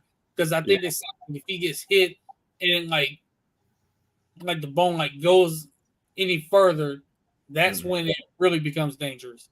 Yeah. Nope. Tyreek Hill had that same injury Right. a couple of years ago. He missed 4 games off of it. So I never seen that's something wrong with it. sternoclavicular joint. What? A sternoclavicular joint injury? I've never seen that before. It happened to Tyreek Hill, but other than that, I didn't realize that. Shoot. Mhm. Also about Montreal, I got to update. He is trying to come back for the Miami game. There's a chance he could play, but I would think if he doesn't play, that he'll be back for Texas A&M. yeah, bro, don't rush that. Yeah, rest it. Yeah, if he doesn't play against Miami, he'll be back for Texas A&M. Because why do you play him against Stanford? Do you really need? It's a meniscus, correct? Well, they said arthroscopic knee surgery where it was actually they did some cleanup. It wasn't even torn. What I heard was it wasn't really any torn ligaments. It was more cartilage cleanup. Okay, so that's good. So I can also say if it was a meniscus, brother, get it removed, get it repaired. Yeah, right. Yeah. Oh no, he'd have definitely been out the first couple of games. Yeah, get it repaired. Do not get your meniscus removed if you have those, because that will mess up your knee the rest of your life. Dwayne Wade did it in college. He had knee problems his entire career. Yeah, you gotta be super careful because you don't want to overcompensate. You know, especially the type of running back he is. He's definitely like heavily cutting based, so you just want to be careful. But I think he'll be okay. Especially with the line being as what it is, you kind of had to be cut based too. On top of that, Yeah. Put a long sleeve on it, ice it, rice it, all of that, and he'll be all right soon. You just gotta rest it. for sure. Any final thoughts from y'all? I ain't got none, man. I'm good. I'm just excited to get back to football season, man. All I know is August 31st. I'm ready. But I think to tease us, August 24th, 11 noon Eastern. There will be a game in Dublin, Ireland, between the Georgia Tech Yellow Jackets and the Florida State Seminoles. That's kind of nuts playing a conference game overseas. Please, Georgia Tech, please. You have a chance to do the funniest thing ever. Please. Yes. Don't let them nose out through customs. I will say this. I am not sleeping on Georgia Tech to actually win that game. That's because you play with them on 8 Sports 25 and you see they got talent. Yep. I'm going to be completely honest. They really do own that game. Yeah, they do. Like, they legit do. Like, that playbook is fun. That team is fun to play with on there. So people that's playing college sports 25, college football 25, I recommend using Georgia State. They're fun. All I know is I love it when you say, I'm going to be honest, because it usually means you're about to say something completely absurd or a semi-hot take that's, like, not terrible, but it's like, okay, we'll see where it goes. Yeah, and if it's right, hey, look, shouts out to AB. Don't lie, Jerry. Play with Georgia State. You think I'm lying? I'm going to try it out. Yes, they did. Josh Petty. Oh, shoot. Yes, they did. And they about to land another high 4-star that just decommitted from Georgia. But I think he was pushed out of Georgia. I'm just saying that. Salute to my boy David Prince out there playing for Georgia Tech as well. Speaking of Georgia boys being recruited, get it done, Gerald. No promises, man. Let's get it done. Whatever is best. Whoever is throwing the most money and get it done. Get it done. We're gonna see. And by the way, did you get my message earlier? About? You'll see it. Go through your phone. You'll see it. Oh, okay. You'll see it. And you're gonna laugh too. That's all I'm saying. But nobody else has any final thoughts. I'm about to eat some Chipotle that I had left over. This man finna have the bubble guts all night in the bathroom. I'll be all right. I'm used to this. Yeah, after you spend 4 hours in the bathroom. Yeah, I'm good. Yeah, let everybody know where they can follow y'all, burner accounts included. My burner account is, and you can follow my my Twitter at JBreezyII. JLamar_II is my Instagram, and yeah, that's pretty much it. Yeah, y'all know where I'm at. Marcus Davis 904 on Twitter. That's my official. And my burner account is, listen real close. There you go. And if you see Marcus at a Jags game, just know he's going to be very disappointed. No, he'll be happy. Disappointed? No. Happy, cautiously optimistic. I might crash out, but, you know. That man celebrated that preseason win over the Chiefs like they won a Super Bowl. They look good. What can you say? Yeah. Brian Thomas Jr. got a big catch. You know, he did his thing. He did. He did. I agree with that. He did. Yep. Nice game by Brian Thomas Jr. Just goes to show he wasn't necessarily number 2 option at LSU. I mean, he was first round pick for a reason. Yeah, dude was nice. Hell of a player. You can follow me on Twitter at AceWade1, on Instagram at Ace_Wade1, ladies. You can follow the podcast account on Twitter at Inside_Swamp, Instagram at Inside_FortAthletics, and on Twitch and TikTok at Inside Swamp. And I also figured out why the Twitter page isn't working on this platform. Did you? Okay. Apparently, you have to subscribe to the premium, so Twitter Blue. All right, bro. So I don't know if we're going to be going live on there anymore. I might have to do it on my personal page unless somebody wants to pay for Twitter Blue. How much? So we're basically doing that for this here. Like $9.99. You know, once we gonna find you. Well, man, we have a lot of people looking at it right now, so that's a good thing. Yeah, we good. It's on my personal page, so I mean, Okay. Yeah, we. because I'm basically already paying for Twitter Blue, having to even do that. They even do this. Hey, man, it costs to be the boss. So Jared, cough up 999, whatever it costs. Cough it up. Cough up 999. That's just a meal, right? The $9.99 or whatever the hell it costs. It's a subscription on the podcast. Thief, freaking thief. Go ahead and cough it up because right now, like I can't do this right now. No, look. As long as it's on your page, I think it's good. I think it's good on your page. No, you coughing up the coins too. No. Or Marcus can do it. I mean, you know. No. We can talk. It ain't nothing. It's $10. I mean, Marcus get paid more than us being on Wrestle Purist anyway. So, you know. I don't know about that. I mean, you kind of do because we're not getting paid for this right now. Yeah, well, you know, we do our thing. Marcus is goated, bro. Don't let Marcus fool you. Marcus is goated, bro. He's goated. On top of that, they promised John Cena and Randy Orton on the show and they ain't did it yet. Hey, man, listen. Maybe, possibly, Or maybe get it done. They even promised Tyrese Halliburton. They ain't did that yet. Oh, they got to get that. What was ever leading? It was just something fun to do. But also I got the look, I got to show off the essentials that y'all need. Here, the oil. This is nasty promotion, bro. We don't have this daily lotion. This is so shameless. Oh, yeah, the hyaluronic acid. Okay. Also, this is the kicker here, especially for y'all us bearded guys.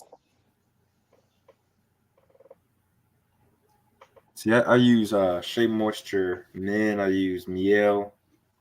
I need to get that one. I need to get both of those. Man, I think he already likes a Shea Butter baby. Hey, man, I'm just saying, bro. You know, vitamins. Hey, I would hope he's not arguing with people at 5 o'clock in the morning. Well, you know, sometimes you gotta just get the point across to people. No, you don't. Sometimes you got to pop out and argue. There you go. Something in law school. Argue. You don't need to pop out and argue because all everybody gonna do is tell you that you ain't winning crap without Steph Curry. So your argument is gonna be dead right there anyway. So, well, first of all, I don't gotta worry about that part of the argument. So you know, that's true. He just argue just to argue. He's funny for that. I can't lie. He's just like us. All I'm gonna say to KD is, don't try and argue with me. You're gonna look like Trey Dean and get embarrassed. What are you gonna do, baby? All right, let's hit the damn stream. Goddamn. Crazy, bro. With that being said, I mean what I said, not stand 10 toes down. Especially for to do something, KT. Kevin Durant. But with that being said, this has been another great episode of Swamp Inside Florida Athletics. We will be bringing back indisputable evidence very soon. We got to get up with Darnell and see if he's available for tomorrow. Because if he is, we back on that tomorrow. Or whatever day he's available, we back on that. Because we got to talk Olympics in basketball, and we got to talk the preview of the NFL season. But oh yeah, we gonna leave y'all as we always do. God bless y'all. Go Gators. Y'all stay safe. Y'all take care of your loved ones. Tell them you love them every day. Take care of your temple. Hit that gym like I've been hitting the gym. Get that work. Take care of the body, mind, and spirit. Y'all wash your face, wash your hands. Marcus. With soap and warm water, with a loofah, with a washcloth, whatever the hell it is that you do. Hell, even your bare hands fall out there. I am asking you all people to please consistently, thoroughly, and did I mention the word consistently, wash your asses.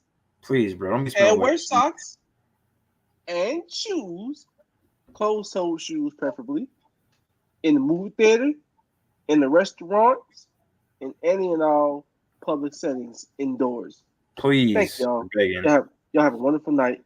Go Gators. Fuck Miami. I'm going to beat y'all ass August 31st.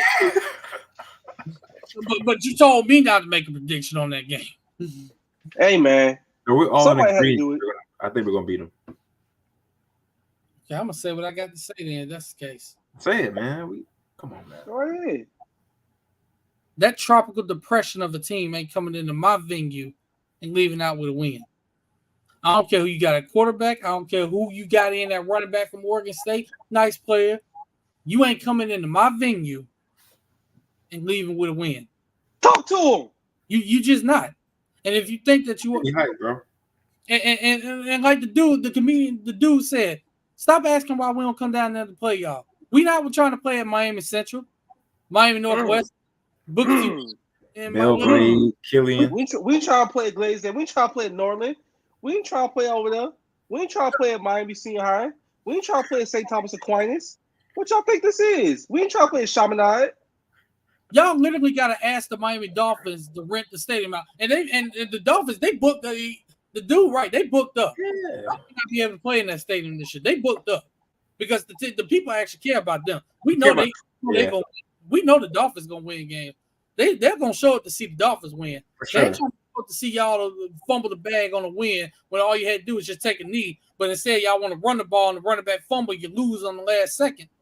But fans ain't trying to pay for that. Miami will be playing Columbus High next year. Players literally on the sideline saying we had the game won, crying about it. Hey, Jerry, sound the horn, baby. Hey, bro, I got to get the horn. Before we get out of here. Where is it? Oh, my God. Sound it. Here we are. It's coming. Let's go.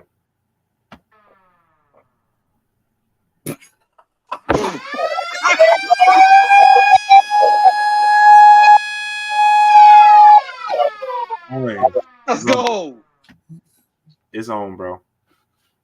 And we 10 toes down on that. And with that, God bless y'all. Y'all have a great night. We'll see y'all again next week.